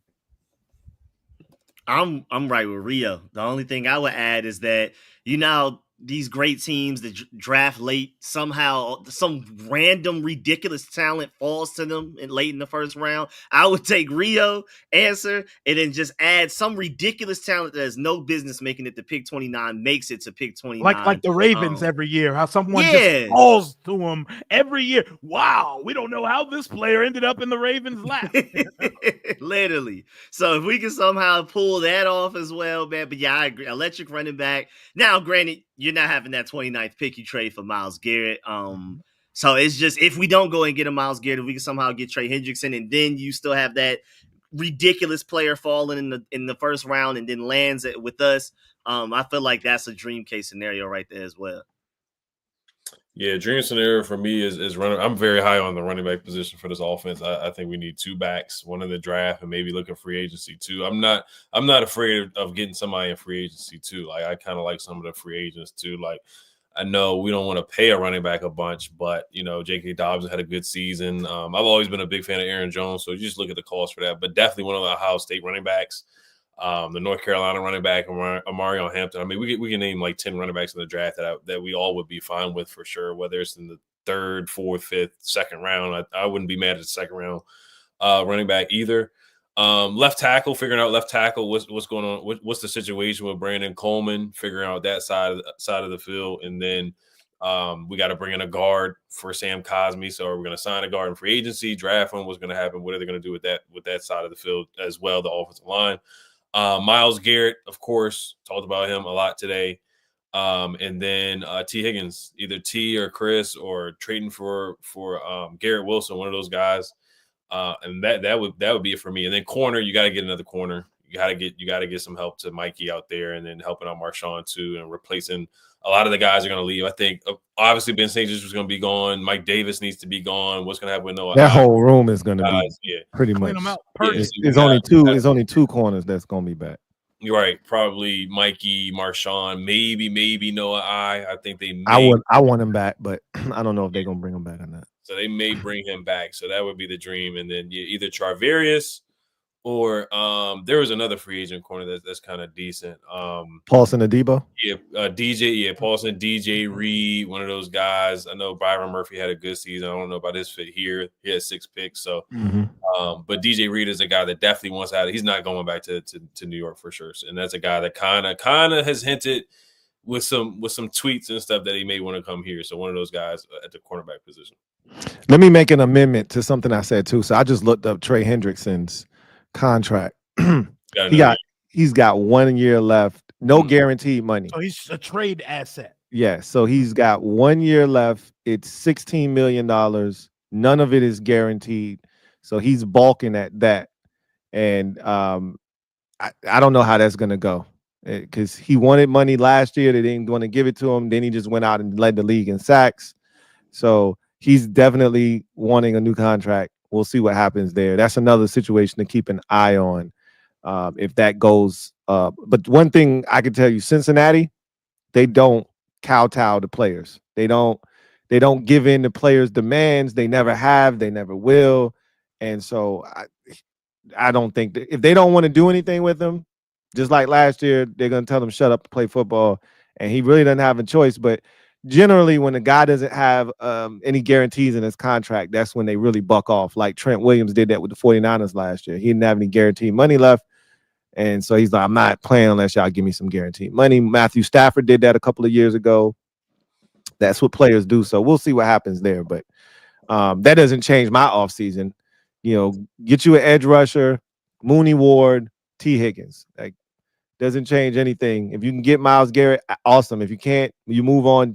We got to address edge rusher. We knew what it was last year when we got Cleveland Farrell. We was like, okay, this is a 1-year stopgap, and it's not okay. But we don't have a choice. But we got to do something this year. We got to upgrade that position without question. AJSTP003. Thank you for the super chat. Greatly appreciate you. Who writes, sign Mariota to a 2-year contract and add him as a possible trade with the 2 1s. Cleveland in bad need of a good QB. Candy, what says you, GM Rico? So yeah, what's up? What you about to say? I was gonna say you can't sign, like, you could do a sign and trade. Those are rare in the NFL, but like, you can't sign a guy with the intent to like trade a real contract and then trade him. Mm-hmm. Like, that's not, you can't do that in the NFL. Yep, they don't play that. Yeah, you literally can't get away with that. It would be beautiful if we could, but you literally just can't get away with that. And I'm literally to the point where, I mean, I can admit I was wrong. I definitely would like, last offseason, I would like to bring Mariota back for something cheap, man. I feel like he was really impactful, even though I wouldn't be surprised if he ends up with the Raiders with Chip Kelly going over there and making that return over there with his boy and everything. And then they're also probably looking for like a quick stopgap quarterback because maybe they don't like this class right now. And, I would love to see my boy Brock Bowers prosper in an offense finally. At the NFL level, because he had that team on his back last year. But as a selfish Commanders fan, I hope we can somehow bring him back. I don't know if we could trade him away to a team like Cleveland, but I feel like he's the perfect backup. I don't think he'll be too expensive. And we saw against the Panthers and clutch and against the Cowboys, and even how he helped Jaden Daniels. I'm pretty sure there's a lot of stuff we don't see off camera how he's helped Jaden Daniels as well. But that Falcons game overtime where he picked up Jaden and gave him like the right speech to tell him to keep going. Jaden was dead tired. So yeah, I would like to just bring him back. Period. Sign him and just keep him. Yeah, I'm on the same wavelength as you guys. I would like to bring him back on another 1 or 2 year deal. Trading him is probably not likely. Like, it's not like the NBA where you can make a crazy trade and stuff like that. And yeah, he's been very instrumental, man. I like you said, Rico, the speech that he said mic'd up to Jaden in the Falcons game in the last play of the game in overtime where he helped Jaden, get his wind up under him, stuff like that. And the Cowboys game he came in, that was a huge first down run. Malik Hooker thought the game was over, and he ran for a first down. It was like, a 30-yard run on 4th and 1, and then he threw the touchdown pass to Terry. The Panthers game, he came in to play well. So you got to have a good backup. And I like the way that, he's a mobile quarterback, and it's not the situation with Jaden Daniels. His backup is more of a mentor. It's not like in 2012 where we had guys who were drafted in the same class battling for each other's spot. Like, we got a guy who knows his role as a mentor. He's not trying to start here. He may go start with the Raiders, but if he does stay here, I think he kind of knows his role really as a backup. I think he can be like a backup that gets paid well instead of just being a stopgap and going somewhere else and being replaced by a rookie quarterback, where he knows his role. He can just stay here and just, get paid, just kind of like be like a player coach. So I think in his best interest would to be here, just stay here as a player coach. Mm-hmm. I agree. I want him to stick up. He's a part of the fabric we built here. He's a part of the tapestry of the new culture that we've instilled in year one here. Jaden loves him. He's like a damn assistant coach. We got a room full of young offensive minds that are all, they say it takes a village to raise a child. Like, Jaden Daniels has this village of innovative offensive mind. Brian Johnson, David Blau, Cliff Kingsbury, Tabitha Pritchard, and Marcus Mariota. Bring his ass back, man. He knows his starting days are over. Come back where you're loved, where you're wanted. Come back home, Marcus. Yeah. he want to start though, and he said it too, and he knows there's gonna be some opportunities out there for him to do that. So he's gonna explore. If all else fails, hey, you can always come back home, man. We would love to have you. This one's for you, Rio. I'm gonna let you handle this one. Thank you for the super chat. Greatly appreciate you, Joaquin Williams. Go ahead, Rio. Cup, you're number one with JD5. He would kill. Hey, shout out to you for your super chat, man. Shout out to you. You must be on that good shit today. You must be on that good shit because Cooper Kupp is a diminished version of what he used to be. Y'all gotta go watch that man play football. That man can't get off the line the same. Chris Sims, my guy, said it best. If you bring in Cooper Kupp, you better be prepared for him to be a top end wide receiver 3 for your football team. Wide receiver 3. When I say wide receiver 3, I don't mean one of your starting 3 receivers like the guy on the boundary opposite Terry or in the slot. He's De'Ami Brown. He's your De'Ami Brown if you bring him in. People think he's still a number 1 receiver. He's not. No, not interested. Appreciate you though. Cooper Kupp, anybody? Can I sell any of you on Cooper Kupp? Because I can't. No. I've been adamant that I'm good. I'm gonna pass on Cooper Kupp, man. We've seen the best of Cooper Kupp. Yep. Christopher McLaughlin, thank you for the super chat. Greatly appreciate you. My guy C Mac, thank you for the super chat. Writes, hey Lou, Rio, Rico, and Ed. Hope everyone is well. Likewise, as always, Chris. I'm hoping we address wide receiver 2 and edge and free agency. 2 questions, he says, 1 and 2. If we address both in free agency, would you take an O-lineman, cornerback, or BPA in round 1? Or would you trade back to see about having 2 round 2 picks and why? That's a great question. So if you take care of wide receiver 2 and edge in free agency, what would you look to do with that first round pick if you did spend it? If you didn't and you decided to trade out of the first round altogether to acquire another, pick or 2, would you rather do that or try to swing like Rico said earlier for, a guy that fell into your lap that could possibly be one of the steals of the first round? BPA, whole bunch of BPA for me. Best player available. We got multiple needs, so it's not it has to be this in round 1 or round. I'm BPA and through the draft, and I'm trusting the process. Absolutely. Yeah. I think it's got to be blue chip. You just got to add more talent, man. You just look at the talent in the last game we played in the NFC Championship, and we lack talent. I know some people say, how many people would start on the other team that we played? Not even just the last game. You look at the Lions game too on their offense. How many guys on our team would start for them? Right. So it's, so you got to look at it that way. We just got to up the talent. And we were able to win so many games with having lesser talent across the board against the teams that we played against because of the quarterback and the way we were able to play keep away and convert on 4th downs over and over and over again. So we got to load up on blue chip players on the defense side of the ball for sure, offense side of the ball clearly. But yeah, we need to move like these top organizations do. They whenever that best player, like you talk about the Ravens, Kyle Hamilton fell into their laps. They're not going to pass on Kyle Hamilton. They just wouldn't took him. We gave a layup to the Patriots with Christian Gonzalez. They just took him. Of course, there's the reports that there was a shouting match in the draft. Yeah, too much into that. Y'all buy that? Yeah.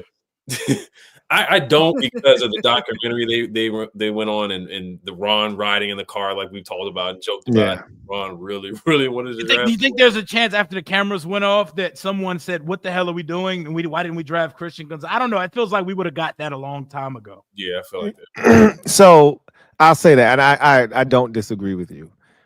Because on those documentaries, they're not going to show you anything that you're not supposed to see, right? Exactly. So they're going to edit all the parts out that might be juicy because, in draft rooms, in those war rooms, when the board kind of falls a certain way, there could be a guy that was adamant all draft process. We got to get this Gonzalez kid if he falls to us. Ron had already made up his mind. Yep. What was the bald-headed scout? Eric Stokes. Yeah, he was a dodo too, right? Because he was over there. You got to take Forbes, right? Man, Forbes is on the board. Yeah, and Mayhew's a clown because he was like, of course that's what I'm gonna do, right? They were all like brainwashed because they kept talking about that turnover shit. They just lost their minds because he had all those turnovers. All for it. Jack was all for that pick.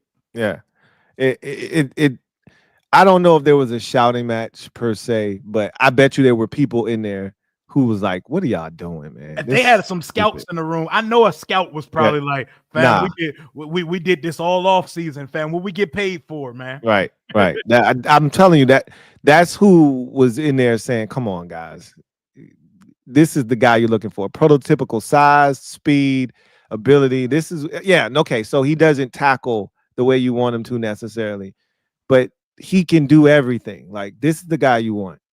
So I can tell you this right now. When you look at the draft, we're at 29. Most teams put together a board and they assign, draftable grades. So there may be 18 guys with a first round grade on your board. And by the time you get to the 29th pick, all 18 of those dudes are gone.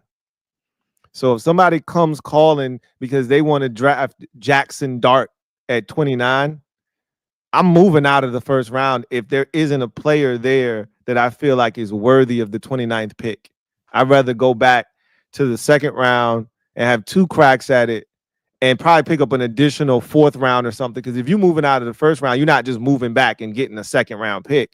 You're going to get an additional pick as well.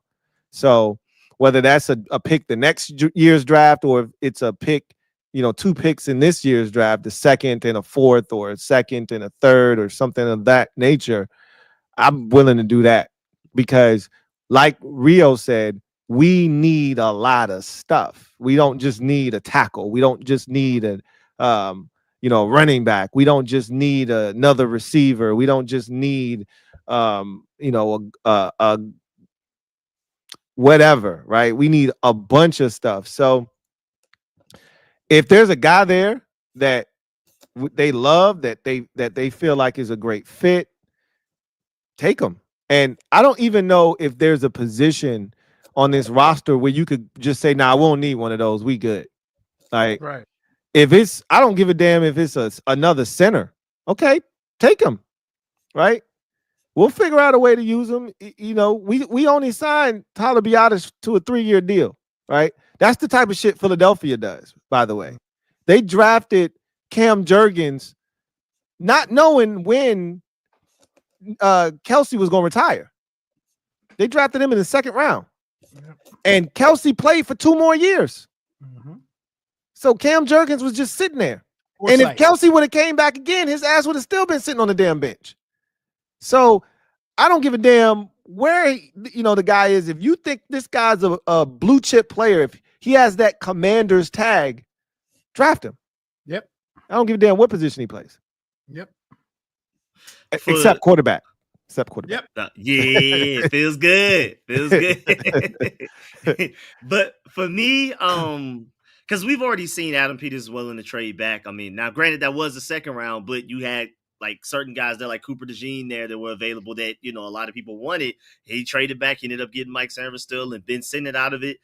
So I wouldn't be surprised if he trades back. I'm hoping, ideally, again, I'm with y'all, best player available, some random ridiculous talent that has no business falling to the late 20s falls there, and then we definitely take that guy. But if they just love multiple guys and they're all about equal, I guess you kind of might as well trade back for multiple 2nd round picks so you can get two guys that you really like rather than just one guy you really like. But ideally, you just go ahead and go best player available there. Like Rio said, we have so many needs that, you go best player available at any really need. You have like 5 or 6 of them, and that would make our team better. And I just feel like you kind of can't miss, especially with how much I trust this brass to evaluate talent, to scout the guys that will be available in the draft. I'm confident in whatever they decide to do with that pick. I can't wait to see what happens, but got a lot to happen before we get there, right? DC Community Carrot, thank you for the super chat. Greatly appreciate you. Who writes, how much are we paying a DK Metcalf? Wish list is him, Wilson. He spelled it, man. Huh? Say it the way he spelled it. Look, I did. I said DK. Yeah, because his name is what? Decalin? His name is Decalin, right? Decalin. Decay McCaff. Decalin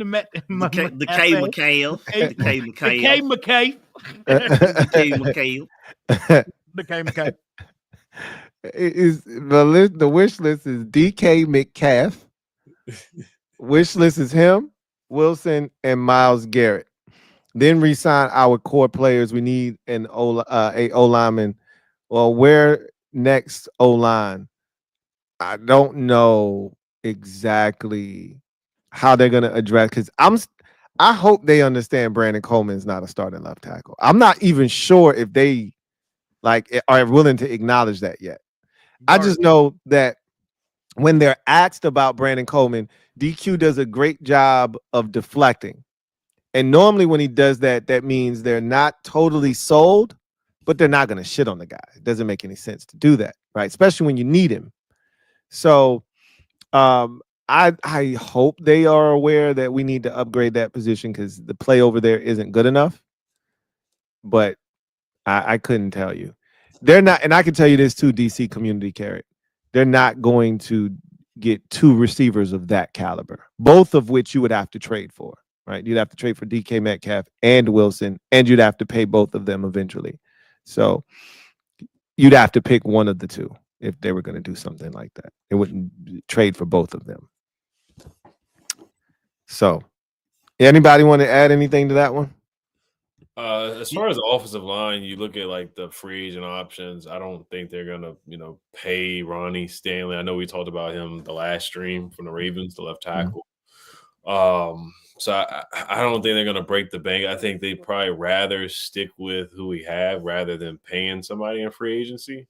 So that's my thoughts on what Adam Peters would do. The draft, I mean, maybe they would draft somebody, but I don't know if they're going to have a rookie starter left tackle. I think they'd rather have I think they still believe that Brandon Coleman would be a left tackle. But yeah, speaking of the offensive line, I really do want to see what they do at right guard, because Cosme most likely is not going to be ready for probably the first 2-3 games of the season. So that to me definitely is a need. What are they going to do there to start the season off? I feel like they're going to they probably will keep Allegretti there left guard, unless they really believe that Brandon Coleman is a guard. Beatis Clear is going to start at center. And then a lot of people there's no real reports, but what do they do with Andrew Wiley? Like, he's like the only cap cut candidate, in my opinion, because nobody's really on a big contract. He's like the only one where they would actually save like a little bit of money if they move on from him. And even that, I don't really necessarily. Yeah, it ain't worth it. Cutting. So there are some question marks. Like the Cosme injury really, really does hurt, in my opinion, clearly, to start off the season. So, but I think to your point, Lou, I think they do believe that Coleman's going to be a left tackle. I think they still are on that hill right now. I hope not. If I had to guess. And the only thing I really have to add to that is that this is a pretty ugly free agency offensive line class. Like, there's no just gotta have that guy type of guy in this class. So they're gonna have to get pretty creative here. I mean, I didn't foresee them necessarily signing Nick Allegretti, him being our starting left guard. And now, granted, I wouldn't say he's a great starting left guard, but he's serviceable there. And so maybe they can find another sleeper like that to step in at right guards from some other team until Cosme comes back. We'll see what happens there. But there's no just gotta have them offensive line free agent like there are like with receivers, edge rushers, and corners. I don't feel like there's necessarily like an equivalent to that to the offensive line. So it's an ugly year to really need offensive line. You're gonna have to address that in the draft more than likely. Let me ask y'all a non sequitur. How did y'all react to the Luka trade? Oh my God. Oh my God. That I was in disbelief. I had to run it. I had to make sure it wasn't NBA Centel. Right, Centel, right. It wasn't like Chams, Coran. I had to make sure it was I had to read it a couple of times. I told my group chat, no one believed it. People weren't up. I remember I posted it in our group. Yeah. No, I found out from you and Ed with a reason how I found out. I was like, man, what are they talking about, man? They tripping, bro. Luka to the Lakers, man, what are they talking about? I had to go look like, right. I was like, oh, they must have. Did they trade him Braun? Did they trade him Braun? Yo, what? in the world? Man, did y'all see that? Did y'all see that KD was downgraded to out tonight? He's about to get traded. Possibility. With a ankle injury.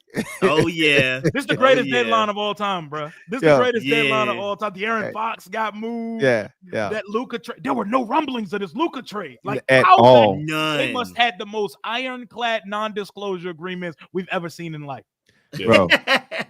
Nobody. The only thing I was thinking was, I wonder if Woj was still around. Would he have had a scoop or something? Because I'm like, set for life. He's set for life now, bro. That was wild, bro. He's eternalized for that one. Yeah, I was out. I was out with people. I was out with people, and then I got the notification. I didn't even say anything. I made a face, but I tried to show everybody one by one to get everybody's genuine reaction. Everybody was going crazy. All of my group chats were going crazy. For my friends that weren't out at the time, they were all like, "There's no way y'all did." It was pandemonium. And then I got a text from someone I hadn't talked to in years. Because he knows I'm a LeBron mark. He says, how does he keep getting away with this shit? And I'm like, what are you talking about? Yeah. David Stern needs to bring back David Stern from the dead and veto this trade, because David Stern would not let this happen. My favorite part about all of this is that, Dallas Mavericks fans are also usually Dallas Cowboys fans. So that's my favorite part of this whole thing. Like, shouts out to the whole Dallas fan base for what they're going through right now. I love it. They had a funeral in front of the stadium. Like, they brought a cat. That's wild. I saw that they was talking about refunding the season ticket. I said, oh no.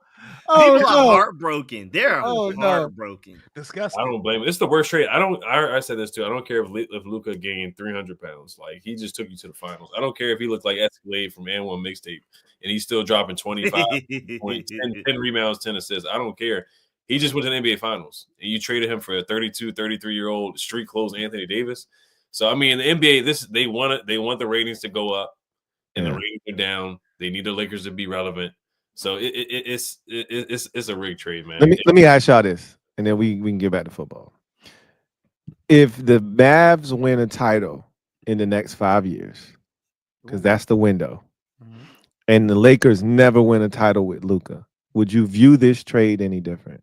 Oh, of course, you got to at that point. It's a big if. I don't believe Kyrie stays on a team for more than 3 seasons, and I don't think that Anthony Davis will be there for the next. But I know it's an if. But those two guys are not going to be there for the next 2 years. I think, and I said this already multiple times, I think the Mavs won this trade in the short term. Long term, it's not even close. They got the face of their franchise until all eternity. Right. Like, pass the torch from Bron to Luka. They're not. The Lakers aren't winning anything the next 2-3 years. Nothing. They have no rim protection. They don't have enough around them. They don't have any more assets to give. Like, this is their roster essentially. Now, this is the one thing about LeBron, and I can say, and the Lakers in general, is like a couple of years ago, they revamped their entire roster at the trade deadline, right? Guys like Jarrett Vanderbilt and D'Lo and all those guys they added at that trade deadline, and they didn't give up anything. That's crazy. They didn't even have to give up Reeves or none of them. They didn't give up nothing. It was insane. And they went all the way to the Western. They got Rui Hachimura. They got D'Lo. They got Jarrett Vanderbilt. And they went all the way to the Western Conference Finals. I'm like, how is this possible? Hey, Pelinka know what he's doing over there. So that's the one thing I will say. Like, I wouldn't be shocked if they ended up with Vooch, or if they ended up with. They're gonna get Valanciunas. They're gonna get Valanciunas. No, he's ass. I mean, he can score. They need a big body in that. They do, but he's no rim protector. He just can score. They need like a Clint Capella. They need a rim protector. He bores too. I watch it every night. But Vucevic almost like in his cancer. Why? Who's gaslighting? Who's gaslighting our Wizards fans thinking that KD's coming home? The people need to stop that. I saw Bednard's favorite thing. What was that? Oh Lord! Why do people even do that? Why do they think KD has no interest in playing for the Washington Wizards? None. Zero. He only wants to root for Washington sports. He'll root for the Wizards or root for other teams, but he doesn't want to play in DC. He doesn't want to play for the Wizards. Would they think he's trying to get next to Jaden or something? Like, what they think? Like, where's the thinking and putting? They just gaslit a fan base that's just waiting for the first pick in the draft. Man, so he wouldn't sign there as a free agent right now. If they trade for him, the team would get worse to get him. Well, but he has a no trade clause, so he's not gonna allow them to trade him to the Wizards. He's not gonna do that. He would only probably waive his no trade clause for a handful of teams. And the word out is he might be having a reunion with the Warriors. That's what the word out. Oh hell no! Him and Draymond, I don't know. Send his ass to Philly or something, man. No. Yeah, I was also seeing LeBron to the Warriors too, because to Lou's point, like this trade did not make them better right now to win right now. So I was seeing some, even though I don't know how you're gonna get LeBron to leave LA. Like he clearly wants to live in LA, even outside of back. You're probably better off trying to trade the Warriors to Los Angeles than to move LeBron to Oakland at this point. Facts. They said he's gonna stay. Yeah, that's what we've heard, that he's gonna stay. So we'll see what happens. Fuento, thank you for the super chat. Greatly appreciate you. Fuento writes, I'm nervous that if we resign Diami, he will pull a Deron Payne and others in a contract year and just be there for a check and be average at best. So here's the thing. Diami's not going to get that big of a contract. So even if you're not happy with what you're getting, you're not going to feel like you're being finessed. Deron is different because he balled out. Like I said it on my boy Tone's show the other day. It was Albert Hainsworth-esque in the sense that not that what he did here, but Albert Hainsworth balled out in his final year of his contract with the Titans. That's what ultimately got him paid here in Washington. Yep. And that's what Deron Payne did. He balled out in his contract year because up until that point, that's the reason they drafted Phidarian Mathis. They thought they were going to move on from Deron Payne. They were enamored with Jonathan Allen, which is why they had given him the contract the year before. And they thought they were going to move on from Deron Payne because he just hadn't shown them enough. So they drafted Phidarian Mathis thinking he was going to be the new starter when Deron Payne moved on in free agency, and then Deron balled out in that final year of his contract and got the new deal. So I just don't see Diami commanding that kind of bread to make you that upset and feel like you got finessed. He's going to get a modest contract, somewhere. If it's here, it could be a 1-year prove it deal, could be a 2-year deal. It's not going to be like this robust 3-year, $45 million deal. He's not signing that here. So you're not going to feel some type of way about Diami. But, we'll see what happens with him. And y'all got anything to add to that? No, I think you hit it on the head. I don't think he's going to command that much money. I'm trying to think of, like a reasonable deal for him. I don't know if $5 million is like too less, but I honestly wouldn't, like 5, maybe something like that. I know because if you look at the full body of work, the regular season was fine, but it's still like, wide receiver 4 type money, in my opinion. I know the playoff games were great, but he's still, I don't even know if he would get, double digit, 10 million. I really don't. I got to look at some of the other receivers and what he's comparable to at this point. But so yeah, I think he would still be hungry for another contract, because I just, like you said, I don't think he's going to get that much where he would be complacent or have the mindset to be complacent with that type of contract. Yeah, Diami, I don't think he's gonna break. No one's breaking the bank for Diami Brown. Right. So, I think he'll be. What are we bringing him back as? What, the wide receiver 3 of the team? Facts. Situation. No one's gonna. Nothing to see here. I like the question though. Rocky D, thank you for the super chat. Greatly appreciate you. Rocky D writes, you mean to tell me we had the competent people in Ron's regime to get Gonzalez over Forbes? Man, they should have showed that in the commander's log. But again, they're only going to put out what they want us to see. They weren't going to put out somebody overriding or someone giving an alternate opinion of the guy that they were spending a first round pick on. So we weren't going to see that. But I believe that there were people in that building that were like, bro, are you serious? We're taking Forbes over Gonzalez? Are you insane? Yeah, there were people in that building that believed that. But those voices weren't loud enough. Those were scouts. Those were real football people who were boots on the ground watching these guys who knew there's no way any rational football human being would take Emmanuel Forbes over Christian Gonzalez. Nope. So those voices weren't loud enough. And it's unfortunate because Gonzalez is really good. And he could be here. You know, we lament over not getting Garrett Wilson. Well, we never had the chance, right? We would have had to trade up to get in front of the Jets. We had a chance to draft Christian Gonzalez, and we just didn't. So it makes you feel like at home we could do this job too. I mean, in certain instances with some of these teams, you damn right we do a better job than some of them, without question. I could have made that pick at 16 that year. I mean, we could have made the pick the year they took Jamin Davis. None of us would have taken Jamin Davis at that pick. Nope. We none of us would have been better off if they just held a fan-led survey of who we should pick, literally, and we would be a better team. I want our fans to also, when we enter the draft, to know that we sit at an area where we could move way up, we could move way back. Don't be afraid of the trade machine, especially the trade up part, because a lot of these great teams became great because they've been taking huge ass swings in the draft. You afford yourself the right to do so when you're picking in the 20s. So if you see us shoot up the board because they see something that's not supposed to be there and we shoot up to the mid-teens or something, don't be afraid of that. Do not be afraid to attack success, y'all. This is a new era. Completely agree. Great message. It's something that you're going to have to say to this fan base multiple times over, because the PTSD is something vicious. Scarred. And they still have this notion of we got to do it the right way, right? Like, we can't give up all these draft picks. We have a lot of holes. We have to do it the right way. What the hell is the right way? Explain to me what the right way is. I'm just trying to do it the winning way, you know?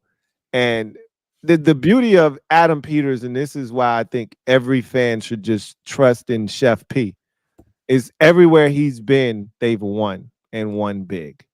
New England, Denver, San Francisco, and in his first year here, we go to the NFC Championship.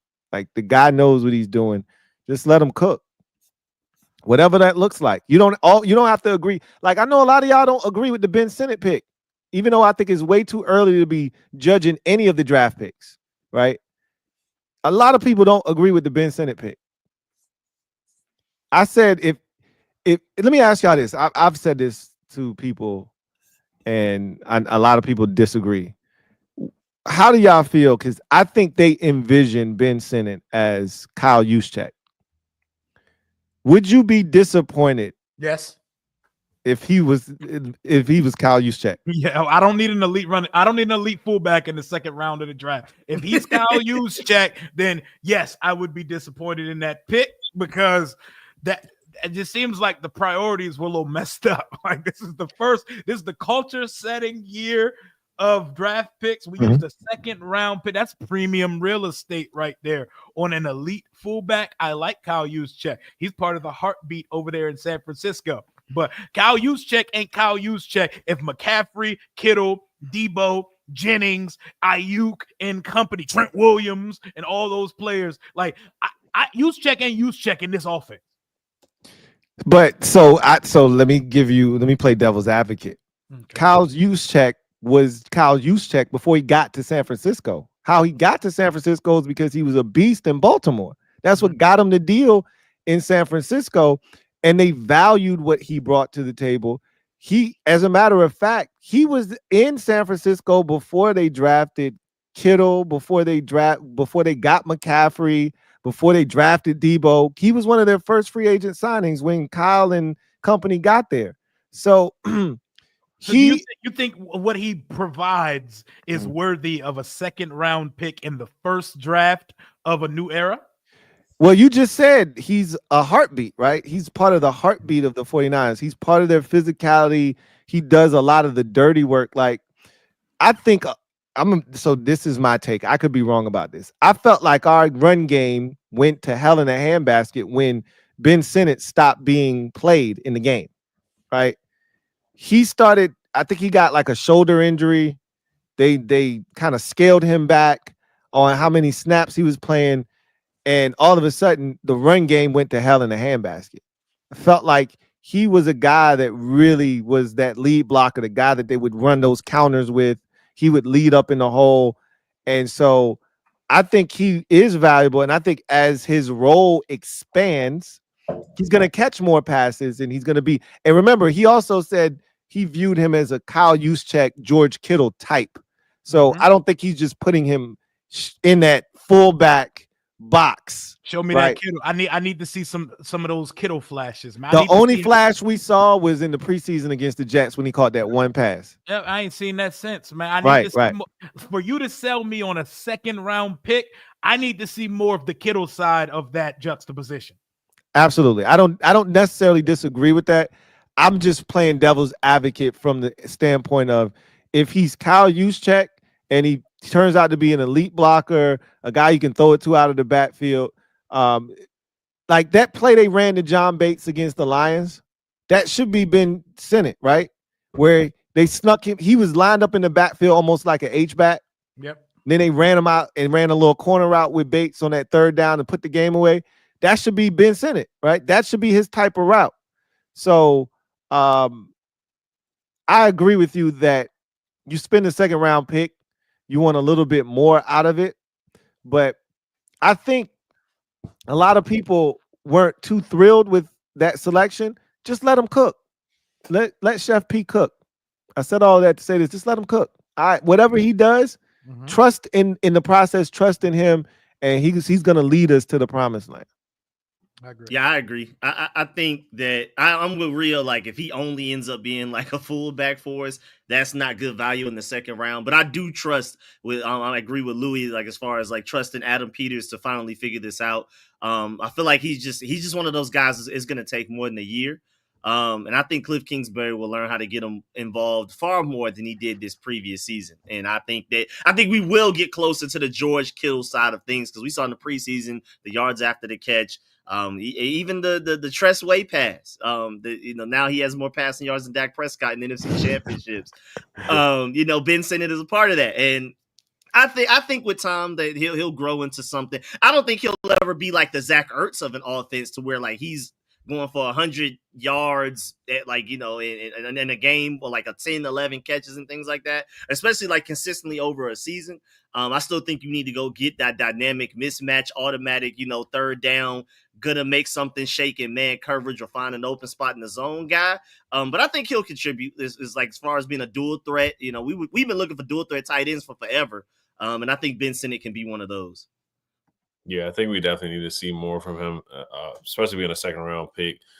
You kind of see some of the guys that they met with at the Senior Bowl, and they met with like a Royo from Miami. Of course, you got to meet with him, but I think they understand that tight end is a need. The whole rumblings about the Kyle Pitts article, I think they definitely want to address tight end. I think they do want to bring back Zach Ertz, and I think they want to bring in another guy that can be more of a receiving threat.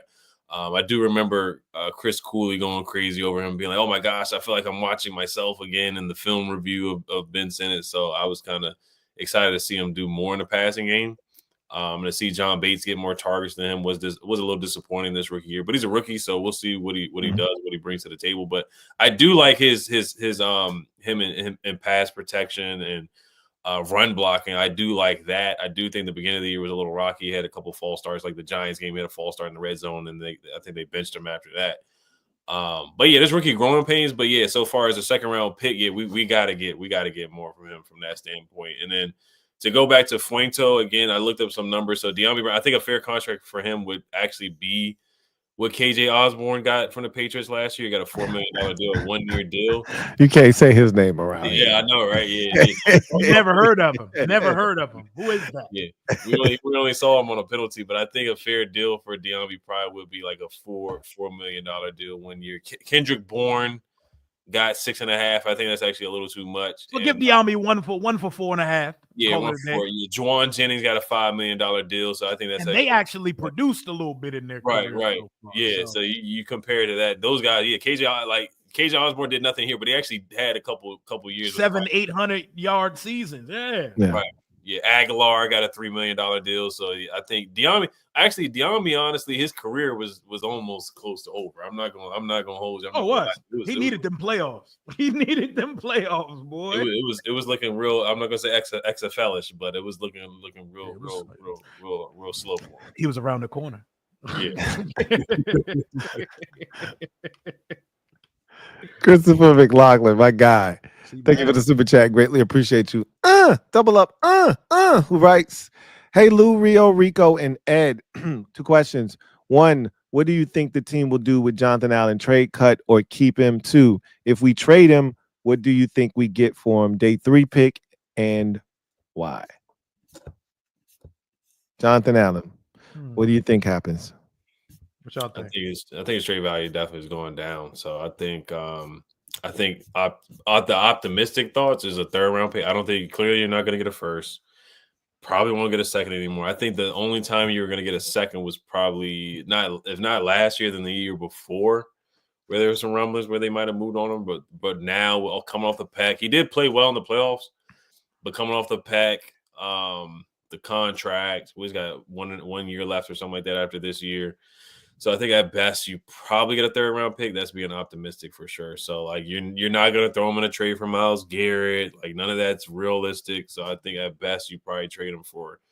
Honestly, I think you get a 3rd at best and a 4th is probably more realistic. If I had to, I was gonna say if I had to rank it, I think you're more likely to keep then cut than trade. But I feel like keep and cut are like the closest. I feel like keep and cut, you can interchange them 1 or 2. I feel like they're like almost 1A, 1B. And I feel like trade is like the distant 3rd. I think that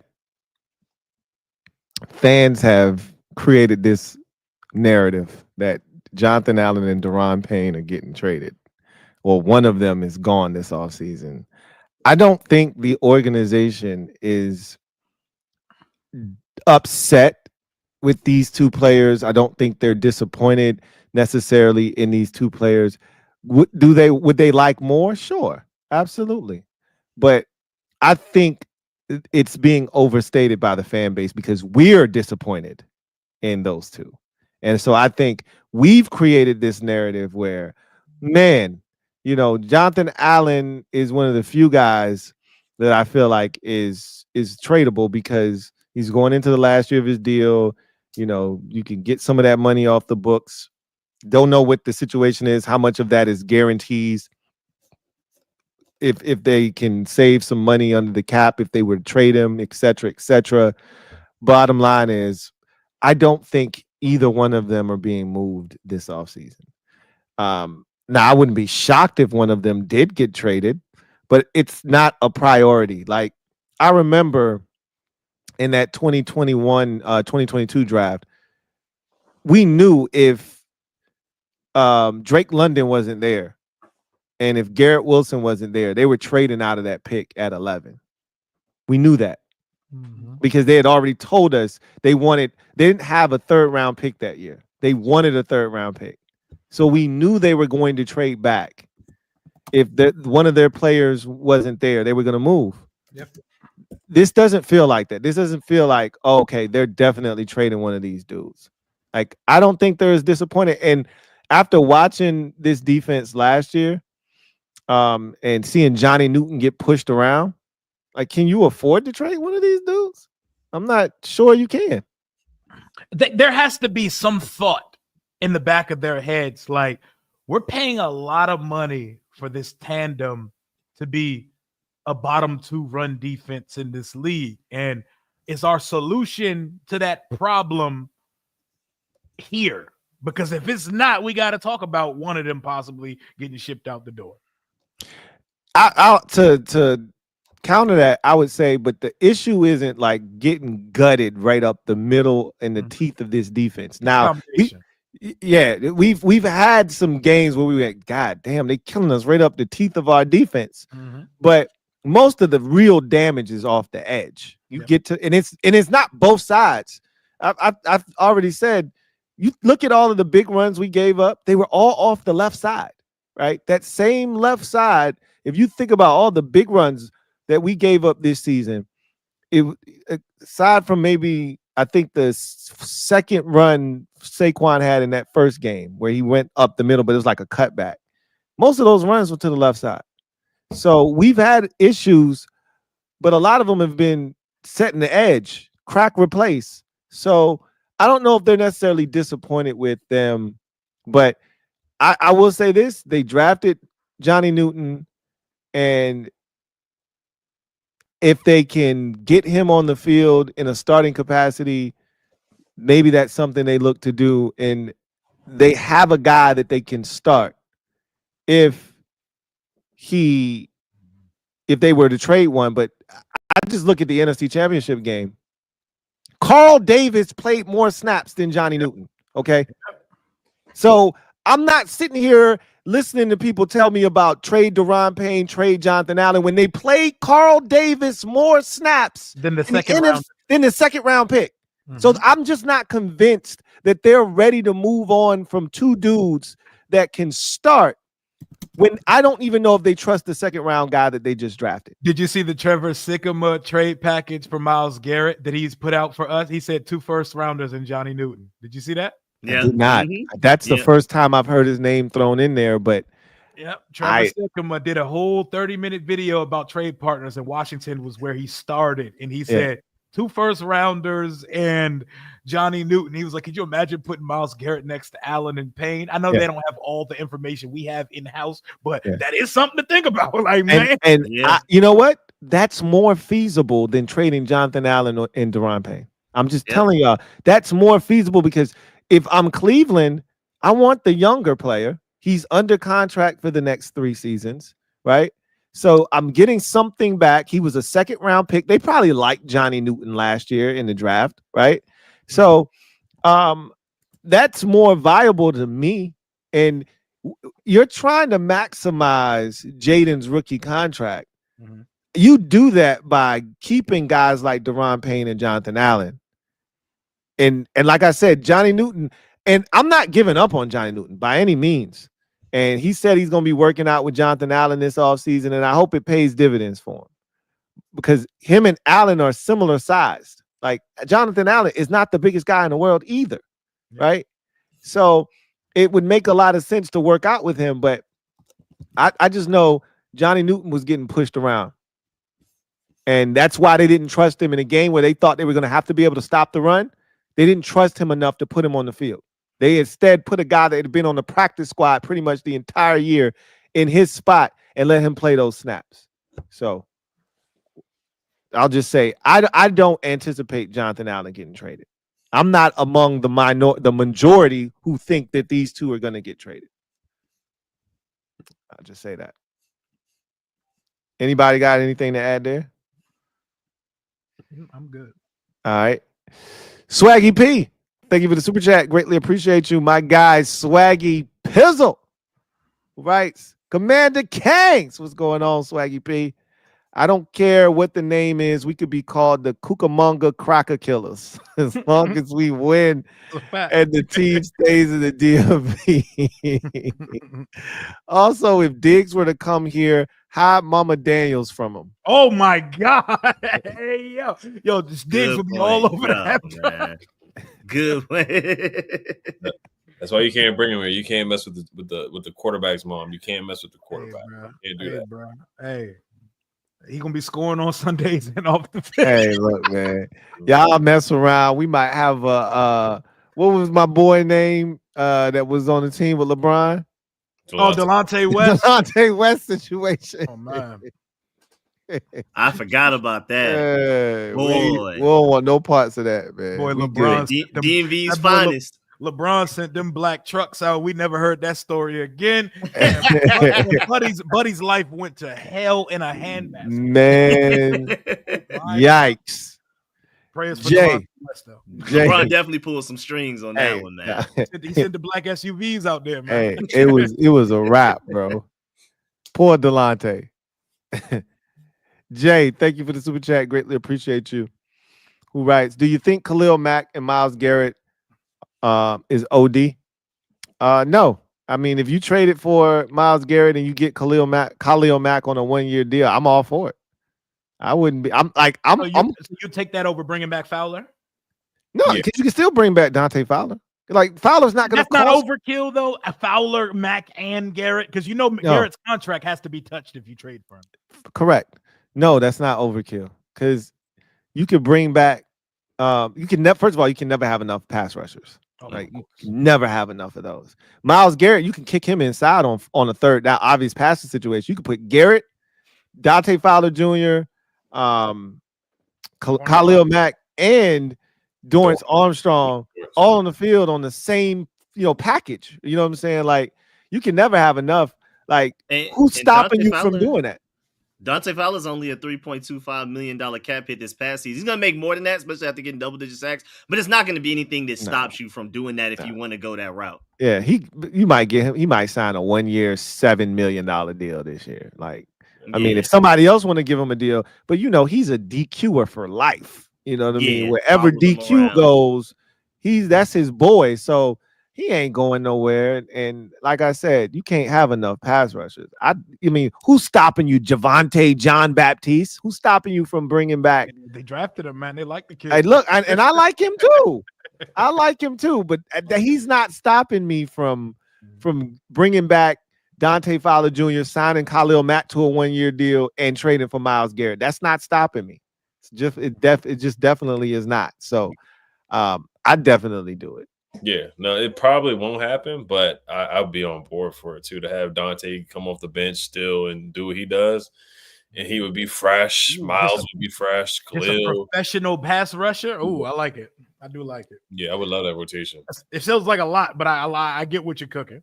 Oh, yeah. No, for sure, man. I mean, I just think about them Giants teams that won the Super Bowl. They could rotate them in and out like crazy. It's just like, what was you going to do? They just had them for days. You can never have enough pass rushers, bro. Never. Could you imagine that? Like a line that could go that deep? Man, what? I'm actually interested in Khalil Mack. Like, I am too. Not as like the primary answer to our defensive end woes. But as a 1-year deal where he's coming in here trying to help. I'm interested. That shouldn't stop you from pursuing a Myles Garrett or even drafting a guy if you don't get a Myles Garrett. You know what I mean? But I would love to have him on board. The Commandalorian. Thank you for the super chat. Greatly appreciate you. Who writes, I want a dog. DK is a dog. Sometimes he's a mad dog, but he's a dog nonetheless. I'd take DK in a heartbeat. I used to not be a big DK Metcalf fan, but he's won me over. And he's crazy, but you need some of that. Yeah, he's crazy, but I don't think he's crazy like outwardly to his teammates. Like he's Louie crazy. Yeah, he wants the ball, he wants to be involved, but I don't like he's not going over to the quarterback with that mess. You know what I mean? He might throw his helmet, but he one of them dudes that you do got to watch sometimes because it almost be like he be roid raging sometimes. Where you like, bro, chill. You about to he just picked up a personal foul, unnecessary roughness penalty because he done mushed somebody in their face and knocked their helmet off. You like, bro, chill. Hey, like Chanel said, that would be our AJ Brown, man. He'd be our assassin, bro. He'd be our big-bodied assassin with wheels. Yeah, I would love it. I forgot he was only 27 too. He's 27 years old. I don't know why he gives me 29. I don't know. Yeah, no, he's not Terry because you do that because he came in with Terry. He was in that same draft. Old as hell, right? But Terry, right? Exactly. Terry was a much older guy, super senior. Yeah, so that's why you were thinking, yeah, he about 29 because all of them were in that second round, third round, in that draft. But now, what it is. Yeah. Tony Brown. Thank you for the super chat. Greatly appreciate you. Tony writes, Hey, Kings, what up, Tony? Says, man, I'm glad you called out Kevin Sheehan about his obsession with the name, man. He is obsessed with. I ain't listened to Kevin in like 2 years, and I know he's still talking about the damn name. Yeah, I don't want to hear from him unless he got Cooley on his show. I have no interest in hearing. He's become Thom Lavero Jr., and I don't have any interest in listening to that. Man, I'm 50 and witnessed the glory days, but man, who cares what they're called? This is silly. I mean, a lot of people care what they're called, but at the end of the day, are you going to stop rooting for the team because they're not called the Redskins anymore? You can call them whatever. This is the thing. You can call them whatever you want. Sure, you can call them the Skins. You want to call them the Redskins? Most of the people I talk to, guess what they call them? The Redskins. Skins. Like a lot of people, they don't give a damn that they're the Commanders. They still call them the Redskins. Yep, I still wear the stuff that has Redskins logo on it. I still sing the damn fight song on my live stream. I just don't care about the name. I don't care. Like, I saw the NFC Championship for the first time in my life this year. So immediately for me, Commanders means anything the Redskins ever meant for me. So that's just me personally. Same for me. Same exact thing for me. Best season ever. People who are checking out over name is insane. You just saw an NFC Championship. You have a quarterback now whose jersey was the number one selling over the last couple of months of the season. So, I mean, you got a new brand.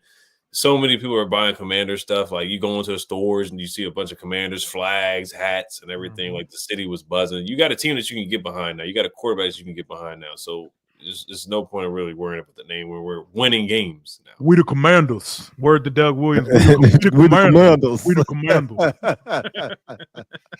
I love it. I love it. Willis Lee, thank you for the super chat. Greatly appreciate you. Thank you for your generosity, Willis Lee. Same can be said for Otis. Thank you for the super chat, Otis. Greatly appreciate you. Chris Hunter, thank you for the super chat. Greatly appreciate you. Chris writes, speed, speed, speed. You need it. And I don't think we have enough of it on defense, specifically defense. I know we want more on offense, but I didn't think we were a particularly fast defense this year. And so I want to see this team overall injected with speed. We talked about running back speed and wanting to upgrade. I've been talking about that for 5 years. All right. We had running back speed since J.D. McKissick, and we never even saw J.D. McKissick's speed. We just knew he was fast, right? We want more wide receiver speed, right? I talked about how Noah Brown being removed from the lineup was going to give us another guy that could actually stretch the field vertically, and we saw what De'Ami Brown was able to do, but we don't have a lot of speed at receiver. We have no speed at tight end, really, unless Ben Sinnott is faster than we think. So there's really nothing there. So we just need to be faster overall, right? You could argue the fastest player on our offense after Terry McLaurin is our quarterback. Yep. No, it's Terry. It's Jaden. Yep. So that's a problem, by the way. Like, not like Lamar Jackson's probably the fastest player on the Ravens team, period. But they got a lot of other fast guys too. We don't. We need some demons, man. I need somebody with Cavante. I need a Cavante Turpin type, like a guy that's out there just to run past folks. Yeah, that would be nice.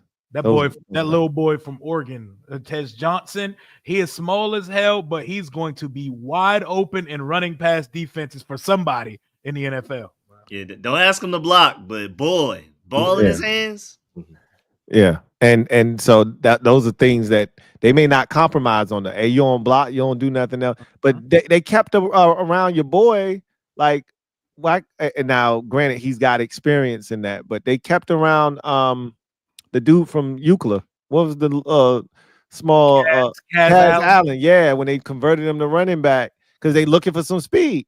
So I mean, I don't know what is in Tez Johnson's background, if he ever played running back at all at any point in his life, but that's receiver, bro. That boy can run them. He can route you up. Like, yeah. He's going to be a little demon for somebody in the NFL. How tall is he? What is Tez Johnson like? Don't tell me he's 5'8". Was he like 5'9"? Oh, was he like? What is Tez Johnson like? 5'9", 170 or something crazy? Yeah. They're like saying 5'10". They're saying 5'10" right now. They're giving him 5'10", 165. Was he at the Senior Bowl? Yes, and he was he was killing Bamas in practice at the Senior Bowl. So if he was at the Senior Bowl, then his height is probably legit. They measured him, right? Like those are legit numbers. So I would believe it if they said he was 5'10", 165. That's probably accurate. His testing and his production. Somebody gonna take that boy on the second round of the NFL draft, and he's gonna somewhere like Buffalo or Kansas City. My God. So is he 5'10", 180. So they gave him 5'10", 180?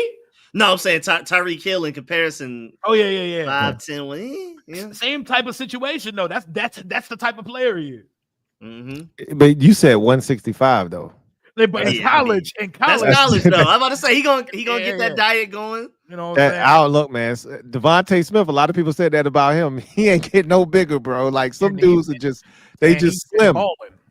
Yeah, they just slim. So he might not get any bigger. But if he's a baller like y'all say, if he's a demon, I can't wait to watch. I'm gonna start watching some of these dudes. I love watching receivers. Watch Tez Johnson. His tape is so fun. It's so fun. Yeah, scary.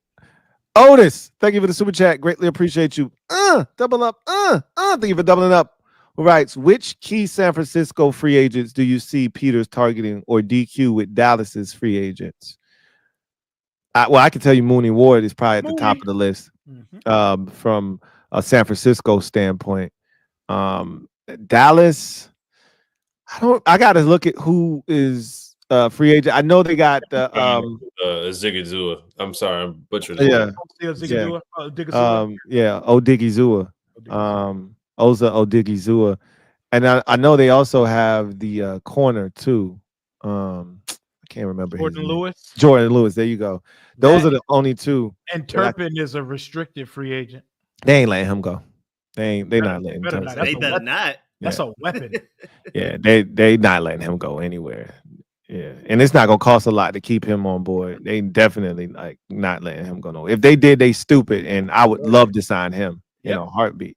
I still don't think they do enough with him personally. They don't. Like that's wild. I really think they be squandering this man's ability because he would touch it anywhere from 7 to 10 times a game if he was on my squad without question. I ain't gonna lie, we signed him somehow. They let him walk. That's a 40-minute video for me. I would love to get and we all believe you too, Rico. Ain't no doubt. We already know what that video looked like. He demon athletic. And he gonna have a picture of him with big eyes, emoji eyes. You already know what it is. Swaggy P, thank you for the super chat. Greatly appreciate you. Double up. Thank you for doubling up. Who writes? I saw someone say that the Luka trade was so crazy that the DJ cut the music off and announced it at the club they were at Saturday night. I told you on my show that DJs was literally stopping the music and announcing the trade at the club, bro. People was going nuts. That's real, bro.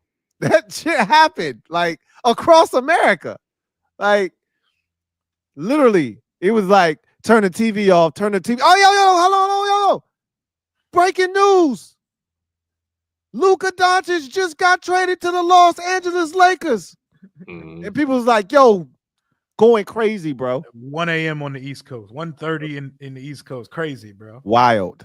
I was watching the Blazers and the Suns, and the Blazers were blowing out the Suns, and their players on the bench got wind of it, and they were whispering like some little schoolgirls going crazy over there.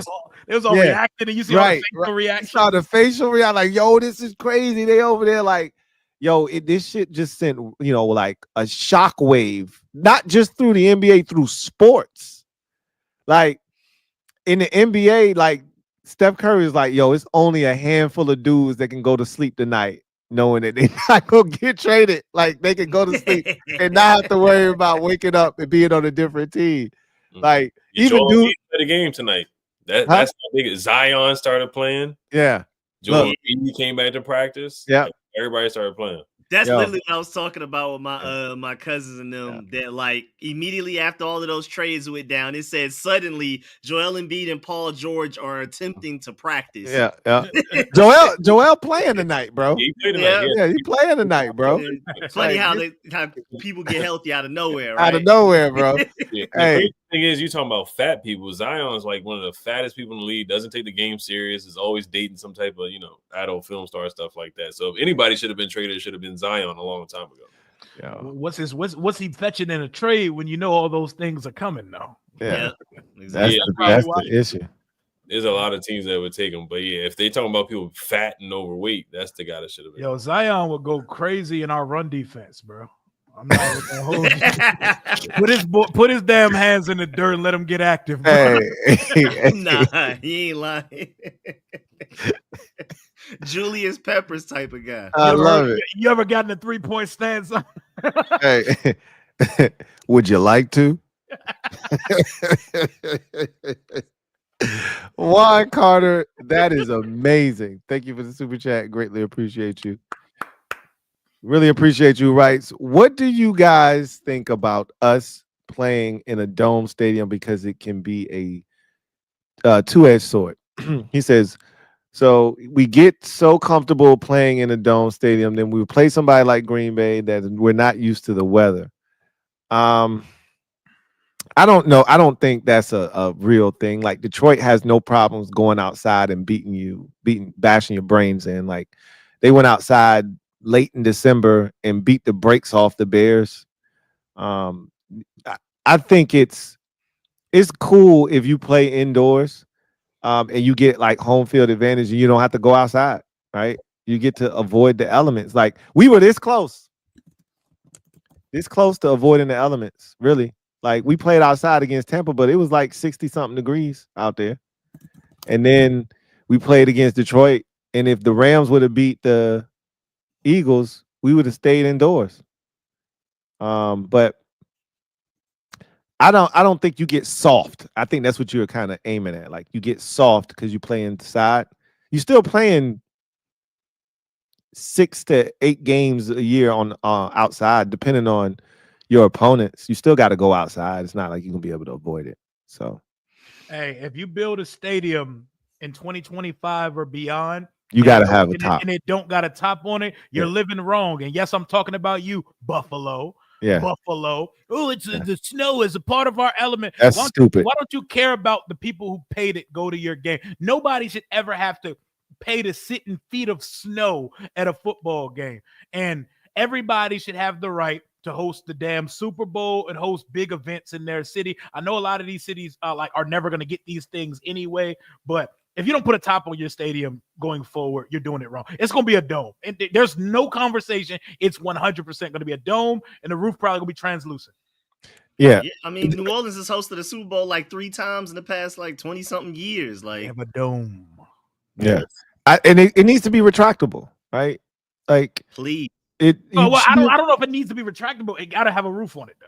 No, it's got to have a roof, but it should be retractable. You should be able to open it up. It's a nice day outside. You should be able to open, and you should be able to close it when you want to close it. Like I feel like if you have a stadium, it's got to have a top on it, but you don't want to have it to where you can't just enjoy the element. Like if it's sunny outside and it's a great day, you want to have that open. Right, man, so far, beautiful. Every time that stadium open up, man, you can look at the sun through the roof, man. That joint look. It's like $450 million more to make the roof retractable. Like that's almost $1 billion. I'm sorry, bro. I'm taking the $250 million translucent roof, and no one's ever gonna feel the elements in my stadium, man. Yeah, I think it should be retractable. Let the jets fly over it when you hear the national anthem and whatnot. Get that element to it. But yeah, no, I mean the dome aspect for teams. I mean the Rams they play in a dome. They've been fine. They won a Super Bowl, so they've been fine. They just went to the playoffs again. So we've seen teams with domes and the element, and they've been fine. And then the whole JD Cole narrative, he's debunked it anyway. But let them enjoy that inside element weather. I mean, it's gonna be years from now, 2030. But yeah, I prefer a dome, especially those games. Going to the game as a fan, I'd rather definitely go in a dome. And to the point of it being retractable, I go to the Mercedes-Benz Stadium for random things. It don't even got to be NFL because it's just the fact on a good day, the fact that they can open it up and you can still it's just something different about like fresh air. I definitely please make it retractable if you can. Yeah, that's the move. If you can do it, make it retractable. And don't be dummies like Dallas, where you have the ability to open the or close it, and you leave it open, and it hurts your own team. You know what I'm saying? Like the lights and the sun. Yeah, right. Like that's the point of having it be retractable. If it's super sunny outside and it's a problem, close it. But I just think, like Rio said, if you build in a stadium and anytime in the like to me, I felt like it should have been this way, like from 2020 on. Like you got to have a top on your roof on your stadium. Like you can't just build up bugging. They tripping. Like I just it's not cool to have your fans to have to pay your fans to come shovel snow out of the stands and out of here's $20 an hour. Come shovel the stands. Like that shit is stupid. Yeah, they think it's so prideful. Like, ooh, we gotta play in the cold. Yeah, Oh my lord, man. Yeah, I'm good. I'm gonna pass on that. So yeah, that's wild. Matt Jensen, thank you for the super chat. Greatly appreciate you. Matt writes, can we talk about Terry real quick? Happy for him. Is he worth the first round pick if a team wanted to trade for him? From round 3 first round picks to first. From third round picks to first.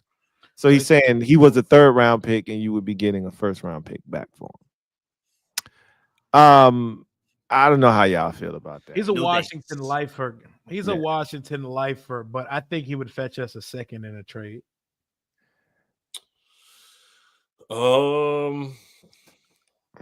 Definitely a second for sure. I see that. I see nothing less than a second or third. I say a second. I could see a team being desperate for a first. Like the Chiefs last year, I think they were pretty desperate to find somebody. I think they might have been desperate to give up like one of their late firsts because they would have had the 32nd pick of the draft. I could see the Chiefs doing something like that last year. Probably not now, but last year I could see them giving up a first for Terry. I think Indy would have gave up a 1. They were thirsty for, he is an Indy kid too. They were thirsty for. I remember Pat McAfee was like leading the charge when they thought that Terry might be available. Remember, Terry at one point didn't seem happy, and there were some comments made where it kind of seemed like he was. Remember, he liked a post with somebody saying, "Hey, Indy trade for Terry, bring him home," and he liked the post, and so that's what made Pat McAfee start talking about it because he's an Indy dude. So. I think Indy might have given up a first round pick, but there's no way they're trading Terry. He epitomizes what it means to be a commander now, right? The commander standard. He's like, if there was a definition of commander standard and the picture next to it, it'd be Terry McLaurin. He's not going anywhere. Oh yeah. Yeah, he's the culture setter for sure. Like I talked about, where he's not going to mouth off at Jaden on the sidelines. You're not going to see any clips like that. You're not getting that from Terry. Like he is the constant professional. He is the culture setter for sure. No question. Michael Connor, thank you for the super chat. Greatly appreciate you. Thank you so much for the support, Michael Connor. Optimal Focus, thank you for the super chat. Greatly appreciate you. Who writes, Kings, what up, Optimal? Says much love. K-Mac on a friendly with trying to get Miles would be dangerous. Yeah, it would be. Love listening to y'all talk about this. Shout out to my guy GM Rico. Look, I would be all in on getting Khalil Mack, turning around, getting Myles Garrett if you could, but I'm all for them really bolstering the pass rush in general. And if there's nothing else Khalil Mack can do at this point of his career, he could set a damn edge. He's physical as hell in the run game. He's always been, always will be. So if nothing else, I would love to see him, be brought in to help with that. He can still get to the quarterback every now and again, but you can never have enough edge rushers. We have to address this defense because the offense, for as flawed as it was, the offense was good enough this past year to win a Super Bowl. It was crazy as that sounds. Right now. I agree. with Terry in the gang at wide receiver, no 1,000-yard back, and Zach Ertz leading the charge at tight end. We were ready to win a Super Bowl offensively. Imagine that. With Terry and the Terriettes. We were ready to win a chip, and the defense was not, unfortunately. So we got to upgrade this defense, man. And I think the way to do it, I've been told, and again, I haven't watched and studied this draft yet, but I've been told that this is more of a defensive draft than it is an offensive draft. That's what I've been seeing too. That's what I've been told. So yeah, it's like tight end, running back, and straight defense. Yeah. I have a question. I have a question for y'all too when we get out of this. Yeah, go ahead. So going into next year, I feel like the one thing we don't really talk about because of Bobby and Luvu is we need some young speed at linebacker. Yeah. Are y'all trusting the development of Jordan McGee in year 2 and eventually Dominique Hampton? Or do we need to add another linebacker to that core? Oh, yeah, we need some more speed for sure. I mean, I love Bobby. I want to bring him back, but you look at the last game of the season too, and he's not that young spring chicken anymore. So he's not that sideline to sideline speed guy. Jordan McGee had a couple injuries this year. Dom Hampton is definitely a developmental guy, so you definitely got to look in free agency and the draft. So we definitely got to bring some speed in at linebacker for sure. Definitely got to bring some speed in. Yeah, I agree. Yeah, I like Jordan McGee a lot, probably more than most. He just got to stay healthy, man. I got to see him. Yeah, I saw him in the second Eagles game. That's the one he got hurt in for good, and the Saints game. He played really well in the Saints game after the bye week, and he was just starting to come on, and it was really frustrating that he got hurt again because I saw the flashes that I needed to see from him. And so what's going to be interesting is how many backers are you keeping? Because you drafted McGee, you drafted Hampton, you still got Luvu, you probably bringing Bobby back. We all sat here and said, hey, bring Nick Ballore back. Well, that's 5. Special teams demon. So how many linebackers are you planning on keeping? Because if you draft another guy, you would anticipate that they would want to keep him as well. So I don't know how much space you have for more linebackers if you're going to bring back Bobby Wagner and Nick Ballore, but I'm all for adding another linebacker to the mix. I mean, hell, we had Mykal Walker pretty much all of last year. I would assume that you could bring in somebody to take that spot, right? So, we'll see what they decide to do. But you would think Dom, Hampton would be up next to get an opportunity because he wasn't active at all this season. So you would think that's a tough transition from. I mean, he played sometimes in the box, but he even played free safety at times for Washington. His final season before he got drafted. So to move all the way down to off-ball linebacker, that's a completely different scenario of having to stop the run, fill gaps, and things. So I'm not surprised by Dominique Hampton. First of all, I think he was a 6th-round pick anyway, and then transition from basically free safety to off-ball, like attempting to make him a middle linebacker. I don't want. I'm saying all of that to say I hope that a lot of fans don't just overlook Dominique Hampton as if he was like a wasted pick. He just needed a year to like really sit back and watch and develop. And what better to do that than behind guys like Bobby Wagner and Luvu anyway? Yeah, I hope that fans are just patient with the process. Like every player isn't going to come in and knock it out of the park in year 1. Like everybody matures at a different rate. And so if you think it's one size fits all, well, this guy did it, so why can't this guy do it? Well, they're not the same person, So I just caution everyone, like with Luke McCaffrey, for instance. We made jokes about Luke, we had some fun at his expense on this show. But the bottom line is, it was his 3rd year as a receiver in his life.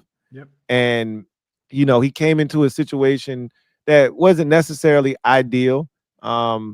And every time the ball gets thrown, for whatever reason, bad things happen when the ball gets thrown to him. He was open a lot. The ball didn't come to him. When it did come to him, it seemed like something bad happened, but he's going to get better. He's going to get more opportunities. Same could be said for Ben Sinnott, I believe. He's going to get better. He's going to get more opportunities. They're going to carve out a niche for him and create a role for him. I think they're going to find somewhere for Brandon Coleman to play. I think it's ultimately going to be at guard, but we'll see. And so I think a lot of these draft picks that they selected, they have a plan for these guys, including Dominique Hampton and including Jordan McGee, who were later round draft picks. I think you just have to give these players an opportunity to develop before you write them off. Same with Johnny Newton. I'm not writing him off either.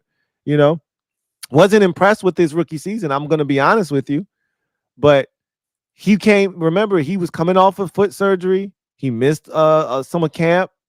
He didn't get a full off season because he was rehabbing. So he's going to get a full off season, full opportunity to get better, sharpen his tools.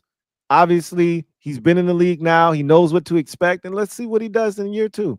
And just give these guys an opportunity to prove that they belong. So, yeah, I would say Dre Greenlaw. I know a lot of people brought him up. Maybe they bring him on a 1 year. He's coming off that knee injury, so maybe they do a 1 year. Injury was scary, man. Yeah, so I don't know if Adam Peters has, still has like, a good connection with him and whatnot. So that's somebody to maybe consider. We'll see what happens with him. But another thing to consider too is where he gonna play. Like if you bring back Bobby Wagner, they don't play a lot of 3, linebacker looks. Unless we play in a team that comes out in big formations. Is that by preference or lack of having one that they trust to put on the field a lot?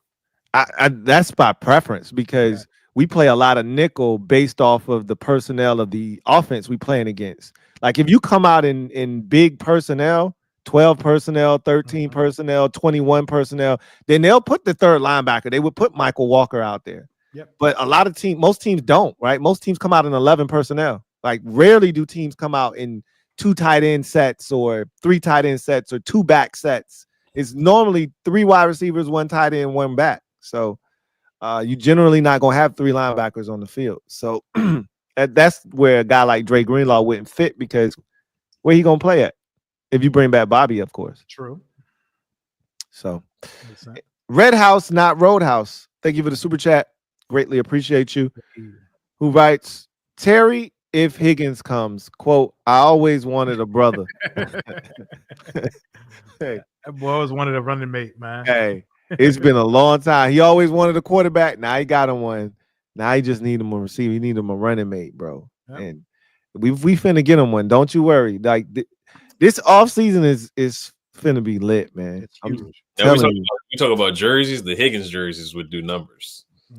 The T. Higgins jersey, give him number. I'm trying to think what number. I was about to say 5, but I'm like, when it comes. I was thinking number 1. I was thinking number 1. Give him number 1. When it comes to jerseys, bro, when that new number 5 jersey come out or that 4th alternate uniform, that joint is gonna do crazy numbers, yo. Oh my God. Especially because it's gonna look closer to like one of the former uniform. People are gonna look. All the people that are, I'm leaving this team because the name, they're gonna be first in line for that joint.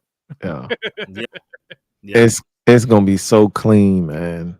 It's gonna be wild. Oh man, this offseason about to be lit, man. Like the excitement for this team is about to be through the roof. And I think it's gonna be reflective in the odds for the Super Bowl next year. I'm gonna go out on a limb and say third in NFC Championship right now. Already for next year. Future odds. And I think we're 7th in Super Bowl too. Yeah, so that's higher than what I was gonna say. So but I was thinking like 8th overall in the NFL and like 4th in the NFC, something like that. You telling me 3rd in the NFC and 7th overall? Hell yeah! But that's real, and we deserve that, and it only is going to increase with this offseason that we about to put forth. Yep. So I'm loving it, man. Anyway, that was the last super chat. Anything y'all want to add to tonight's show? Anything y'all want to say before we get out of here? Let me check my phone to make sure KD or somebody crazy ain't get traded real quick before we get out of here. We brought in a new assistant special teams coach. That's nothing we need to really go into detail about, but we replaced Buddy that left for the Raiders job. Yeah, speaking of which, I'm glad you brought that up. How y'all feel before we get out of here about us retaining all of our coaches. Did you think anybody was gonna get poached? Because we were. It was look. It's lit. We dodged some bullets, bro. We was over here on some Neo on the Matrix type shit. We would dodge it, bro. Like that, we shut down any David Blau smoke. The Jets came, the Jags came, and the Bears was trying to make them their pass game coordinator. Crew together. We had about 7 interviews. That's crazy, bro. Nah, assistant quarterbacks coach to passing game coordinator is an insane job. And for Ben Johnson of all people to try to do that, you can tell that like people are looking at him like he's the next one. Yeah, that was wild. I they snuck me with the Tavita Pritchard the Jags interview. The Jag OC interview. They snuck me with that one. Houston. Yeah, Brian Johnson got the Houston OC interview. I was like, wait a minute, man. We thought we was gonna lose Lance Newmark for a second. There was a whole article saying that it happened. I told y'all, wait till an insider reports it and not one of these aggregate Twitter pages. But we kept the team. Let's run this thing back, y'all. Let's go. Look, we getting our opportunity, bro.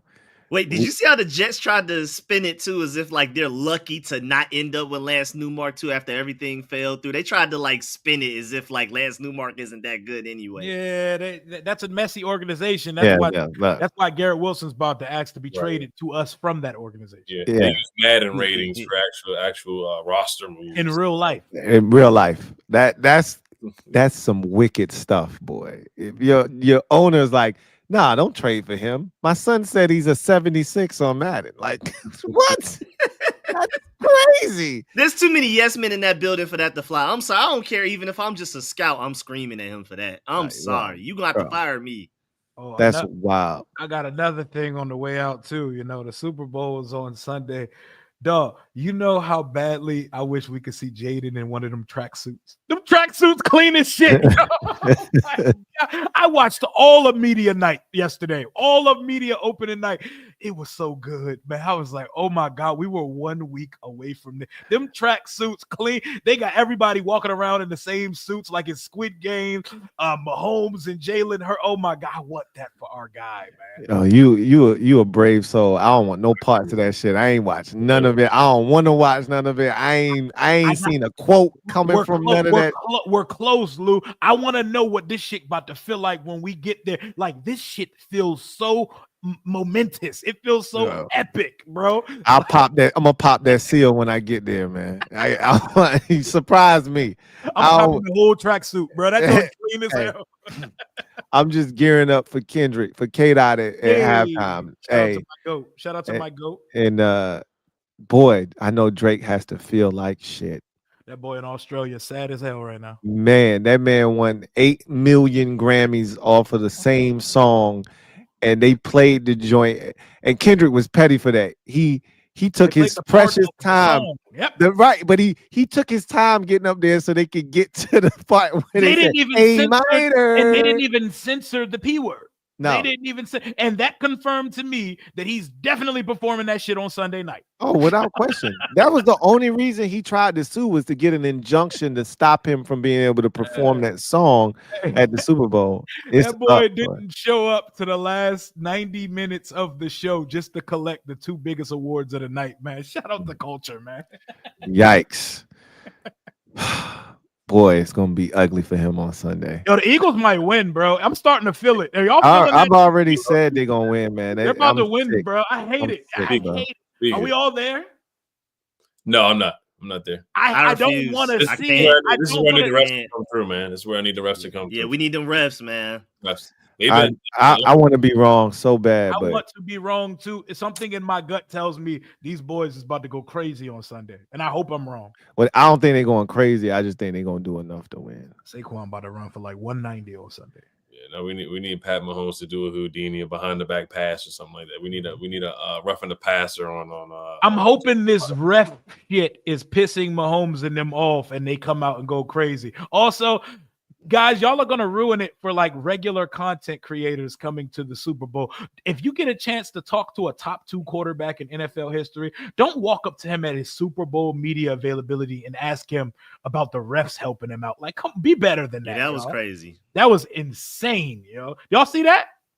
I heard about it. I didn't actually see it, but I heard about it. Yeah, out of all the people that would love an opportunity for him to get it, and then they're letting creators. I know like 7 people that do what we do right now that are up there, a part of it right now. They're gonna end up saying, "Nah, no, only media here." Right? Yeah, you gonna mess it up for everybody doing stupid shit. There's always the trolls that get in there. Like I know they got people from like he was front and center, microphone right at Pat's face. Hey Pat, a lot of guys helped you along your way in your 3 Super Bowls and your 4 trips so far. So I'm like, how happy are you that the refs are helping you out each time you get? Oh, what are you doing, bro? Right. You're gonna screw the pooch for everybody. Yeah, that's wild. And when he took the high road, I would assume he did. But Travis Kelce got a little spicy. Got a little spicy when they asked him about the referees. He wasn't playing the shit. Yeah, Terrell always came out and said the NFL. I don't believe him, but he said the NFL's rigged. I mean, some of it can be, but Terrell T.O. not the source I'm taking that from. I like what he did on the football field. Don't really care to what, like him and AB. They're all like, you know. He's not as bad as AB though. He's not as bad. It ain't CT ESPN. No, it ain't that. It ain't on that level. But T.O. I don't really need to hear stuff like that from him. Like, what are we in 2025? What are we doing, T.O.? He just trying to stay relevant, man. Let that man be. Anyway, I digress. Y'all got anything else before we get out of here? Super Bowl predictions, since Rio just brought it up.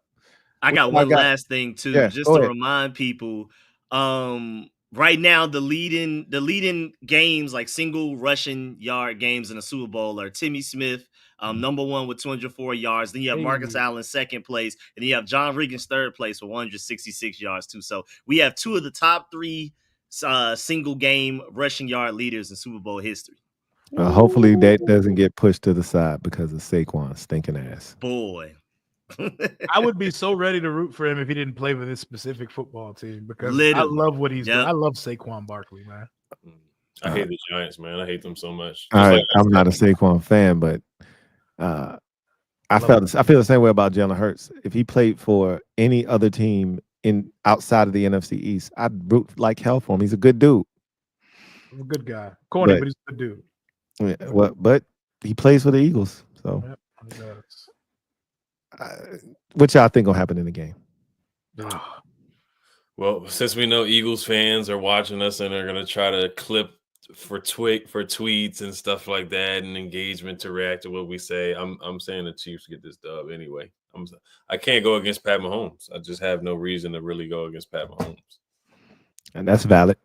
Yeah, I feel like the NFL, script writers, refs, whatever you want to call it, gonna make sure they get that 3-peat so that they can have the conversation between Pat Mahomes and Tom Brady. He's their new face. He's like their LeBron. You know what I'm saying? That Tom Brady was their Jordan. Now Pat Mahomes is their LeBron. I think they're gonna do whatever they got to do. I think Pat good enough that he can do that himself too. Like Pat is a dog. Pat one of them in the Super Bowl. He's an alien. Remember him on 1 foot last time, bro. And he's been running too. He's gonna start running too. He's been running for touchdowns, running for first downs, and the whole Taylor Swift element too. So yeah, I think they got that 3-peat. They went and got some action from Pat Riley on the 3-peat. They ready, boy. I hope they get it, man. I hope they get it. But I feel like Day. Man, I hope they don't get it. You ain't gonna get it. I hope we don't get it. I hope they don't get it, man. That's how I feel. I bet you don't get it. I'm gonna be rooting my heart out for the Chiefs on Sunday. I'm gonna be rooting like they us. Man, look, who you telling? Do you know how insufferable Eagles fans would be if they won their Super Bowl, bro? They're gonna win, and I hate it, dog. Yeah. I hate this shit. Go ahead, clip me up. I think the Eagles are gonna win, but I'm gonna be rooting for the Kansas City Chiefs with my whole chest. But I think the Eagles are gonna win something like 31-28. I think it's gonna be on some 27-20, 23 type bullshit that they win. Okay. God, I hate the Eagles. Yeah, I don't want to see the touch push on Sunday. I really don't. But you gonna see that shit. I was about to say, well, that's not optional. They see that joint. Yeah. The one thing I will say is, if there's a team that could probably stop it, is Kansas City with Chris Jones in there. Yep. But you gonna see the shit. So, did y'all have the courage to go watch the mic'd up from our NFC Championship game? No, I have not. No, I'm not. I have no desire to watch that. Yesterday, I clicked it. I was bored. It was late. I put it on. I was like, damn, bro. Jalen Hurts was talking that shit. Mad shit, I bet. This is what I fucking do. Like, oh my God. I was like, man. And then I did the worst thing I could possibly do. I went to the Eagles page and watched their team mic'd up from the NFC Championship. Yeah, you had too much time on your hands, Rio. What are you doing, man? I don't know. After watching Media Day, I felt inspired. Like, you was doing too much. I had the courage. Like, let me just see. And because I still wanted to feel like we were in the NFC Championship game. I watched their team version of the mic up. I turned it off so sad when it was finished. Oh my God! Yeah, you went out. You definitely went outside, Rio. What are you doing, man? Oh my goodness! No. The last thing I watched it was when Wale was fighting the fan. After that, I just had to stop watching any Eagles stuff. I just had they are the worst, bro. There was a YouTuber that was walking around getting pushed around by Eagles fans, and then he was getting cursed out and stuff like that. Yeah, it was the worst, bro. Like that whole situation was just crazy, and I'm like, after we lost, I was the direct opposite of what I was, the prior weeks, where I was trying to get everything. I'm reached acceptance, bro. Yeah. I reached acceptance, and then I just became a glutton for pain. The Media Day joint was so good. I was like, you know what? I never went and watched that mic'd up from the game, and I put it on. It was just like, damn, bro. I seen like clips from Jordan Mailata talking. That's about it. Yo, they got Jordan Mailata in the 7th round. Yeah, well, remember he was a rugby player, so they had to coach him up and turn him into a football player. Hey, whatever they got. Hey, I hate Philly, but whatever they got cooking over there in that scouting department and Howie Roseman and company, they do work over there. They do work. That was my one hit of going after the Samus Reyes and all of them. Like Jordan Mailata was the one that actually worked out the athletic freak that I was. The one. I will say the Eagles went through a lot of misses too. They did draft Jalen Reagor. They did sign Shaq over Jefferson. Yeah, they did sign James Bradbury. So there's a lot of misses that came, and that's a part of the business too. Yeah, you're not gonna hit on everything. Yeah, they went through a lot of L's to get where they were. And they were not afraid to swing and attack success. I just named 5 trades that they made. Yeah, JJ Arthega, Whiteside, and they took a lot of L's, but yeah, they got it right. We're gonna be there though. We are there now. Jamal Hamlin, thank you for the super chat. Greatly appreciate you. Jamal writes, Lou, this year was crazy. I wasn't ready, but this year I'm saving my leave days just in case I got to fly back to the States. Living in Europe and watching those flex games was crazy, but worth it. Man, they made it worth it every time, because back in the day, it wasn't worth it. Normally those would end in severe ass whoopings. So for you to stay up late to watch that Falcons game and be rewarded, for you to stay up, watch that Bucks game and be rewarded, for you to stay up late and watch that Lions game and be rewarded, it's nothing like it. I was having to stay up late in 2015. I was not rewarded. Not rewarded. I was not rewarded at all. That was the season I was in the completely crazy time zone. Yeah, it's this team this year was different, man, and the expectations, like our owner said, the expectations have been raised, and now DQ talked about the floor being raised. Like now we go in with expectations to win this division, to compete for a Super Bowl, and that's why this offseason needs to be reflective of that, and I believe it will be. So this year was crazy, and that's why I said you will never see another season like this, because there were no expectations this year. Zero. Right?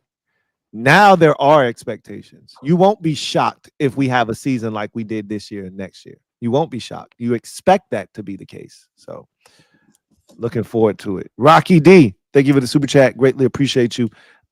Double up. Who writes, is this meeting going to be an every Tuesday event off season? That's the goal. That is the plan, unless something comes up. Yeah, right. That's the goal, man. Like you should see our faces every Tuesday if we can help it. If you guys will have us, right? We'll be here. So we appreciate y'all as always, man. We're gonna get y'all through these long dog days of the off season, because it's gonna be a long time for you to see the good guys back on the field again. I miss seeing Jaden play football, man. Already. already. He only been gone a week, and you already fiending over there. That boy threw the deuces up and said, "Y'all have fun at the Pro Bowl, man. I'm not trying to go do none of that." I'm good, bro. I'm good. I'm even fiending for OTAs, man. I'm fiending for the look. Ed ready to do that OTA that next phenom video. OTAs. Y'all know what it is though, man. Once the transactions start, y'all know that's go time for us. Y'all know that's go time for us, man. I just get a kick out of y'all, man. I sit back and I just be weak off of the joints. They started a let me see what it's called. I got it on my phone right here, man. Be funny seeing us jump on the content. Nah, of course it ain't on my phone. What's the name of that damn app? Let's see if I got it on Discord. Discord. Thank you. God damn. They created a Discord based off the channel, and they got everybody that you could think of videos like linked to it. So when you upload it, it sends me a notification. So I always see when y'all upload, and I see what the title is of the video, and I was like putting some sauce on it. Yes, sir. I be loving it, man. I be getting a kick out of it, man. I was like, yeah. They finna kill with this one. Athletic freak, man. Athletic freak, man. I love it. That never gets old. Pour one out for Mitchell Tinsley talking about an athletic freak practice. Oh man, freak, man. Pour one out. August legend. Hey, so they just signed Bobby Hart to a futures contract. I don't know if y'all saw that. So that and Tinsley. Who signed Tinsley? Who signed the Bengals? Okay. Yeah, they like our trash. They like our trash. Yeah, he went crazy against the Bengals in that preseason game. Right here. Kirk and Slush. Thank you for the super chat. Greatly appreciate you. Kirk and Slush writes, be there at 12. Appreciate the stream, fellas, man. Happy born day. Happy belated born day. I'm going to get mine in early, man. Really appreciate you, bro. Enjoy the day and glow up, man, on that B-Day, bro. In the Discord you talking about the Cherry Squad? Yep. Yes, sir. Yep. They got the Cherry Squad created, and it's crazy how that came to be. Just thinking about it, but they got the Cherry Squad, and everybody is attached to that joint. So I always see when y'all upload anything. Lock in all our content and phase out people like the Chat Sports channel, young, because them ain't real fans right there. Lock into this right here. This organic. This from the mud. This is authentic. Yes, man. That's what you want to lock in with. Yes, Rocky D. Thank you for the super chat. Greatly appreciate you. This one's for you, Rio. What up, Rocky D? Appreciate you for the $2 donation. Rio, you're still doing Lake Show in the off season. We're going to do it with a little twist. We're going to be going live. We're going to do some lives. I'm working out the day and the time. I think it's going to be Wednesday afternoons on a lunch break type ordeal. I think it's going to be me and Lake live on Wednesdays. I'm trying to confirm with them whether we're going to start that up next week. So, yes, I will still be doing shows with Lake during the off season, but I think it's going to be mostly live shows, like a radio style format. So, appreciate you for asking. Yeah, that's dope. That's dope. Y'all made some big news. Y'all went viral. Yeah. Boy. That's my boy. Shout out to Lake, because Lake actually loves what we do, and he's not one of these media members that hates us and think we're pretending to be them. He loves this. He loves that we do this. Lake a real one for sure. Mm-hmm. Yeah. Hey, I don't know if y'all peep game. They tried to shit on y'all though. Kevin Sheehan? Not just Kevin. Mm-hmm. Did you hear what John Keim had to say? No, what did Keim? Keim. Keim's gonna keep it buttoned up. That's my guy. Mm-hmm. But Keim was like, he subtly said that it wasn't true without saying that it was true. He literally said everything but y'all name. But he was talking about that particular situation. But by that time, everybody had already formulated their own name. He's not going to say Lake name because he got to see Lake at the park during the week. Right now. He's not. And that's not John's move anyway. Yeah, John's not going. He's not going to say anybody's name. He's not going to disparage anybody. But they talking about it, and I love that. Yeah. Oh yeah, for sure. Like you had everybody. You had the shit buzzing, bro. Like for real. Like I forgot what Kevin Sheehan called you. He called me Bet US Bet Robinson Rambler or some crazy shit. Wait, he came straight at you that bad? Like He specifically? said he opened his show Yeah. talking about our segment, and he said, I believe the show's called US Bet Rio Robinson Rambling. Yeah, I he missed butchered all the hell that. out of that shit, bro. I'm the lead. I don't be on the internet like that, Yeah, so I didn't know none of that. I only listen to shit. I heard the clip, so that's what I was like. Damn, he butchered that shit. But you know, when you see Rio's stream, is the Bet US is in the corner, and then he's got the rambling with Rio Robinson in the other corner. So he just mashed that shit together and it came up with his own goddamn title for the show. I was like, God damn. He Ron Rivera the hell out of that joke. I said, Jesus. He opened the show with it too. Somebody said, yo, Kevin Sheehan just name dropped you to start his podcast. Yeah, that shit was crazy, bro. Yes, sir. That shit was wild. Gearcell 1. Thank you for the super chat. Greatly appreciate you. Gearcell 1 writes, gents, always a pleasure. Likewise. Just saw Jalen at Wendy's wearing hash brown orange slacks with Glen Burnie Daisy Dukes with glitter socks. Tragic. Tragic, man. The tragic is what get me every time at the end. He must have switched out of his Super Bowl sweatsuit.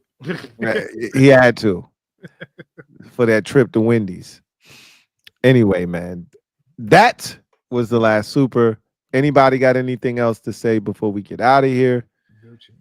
All right. So the next time we reconvene on this platform, there will be a new Super Bowl champion. Lord help us. Please, we ask. If there is a God, you will not allow the Philadelphia Eagles to win the Super Bowl. There are gonna be 50,000 Eagles fans in this chat waiting on us, bro. It will be the longest offseason ever if they win the Super Bowl. Oh, I don't want it. I don't want it.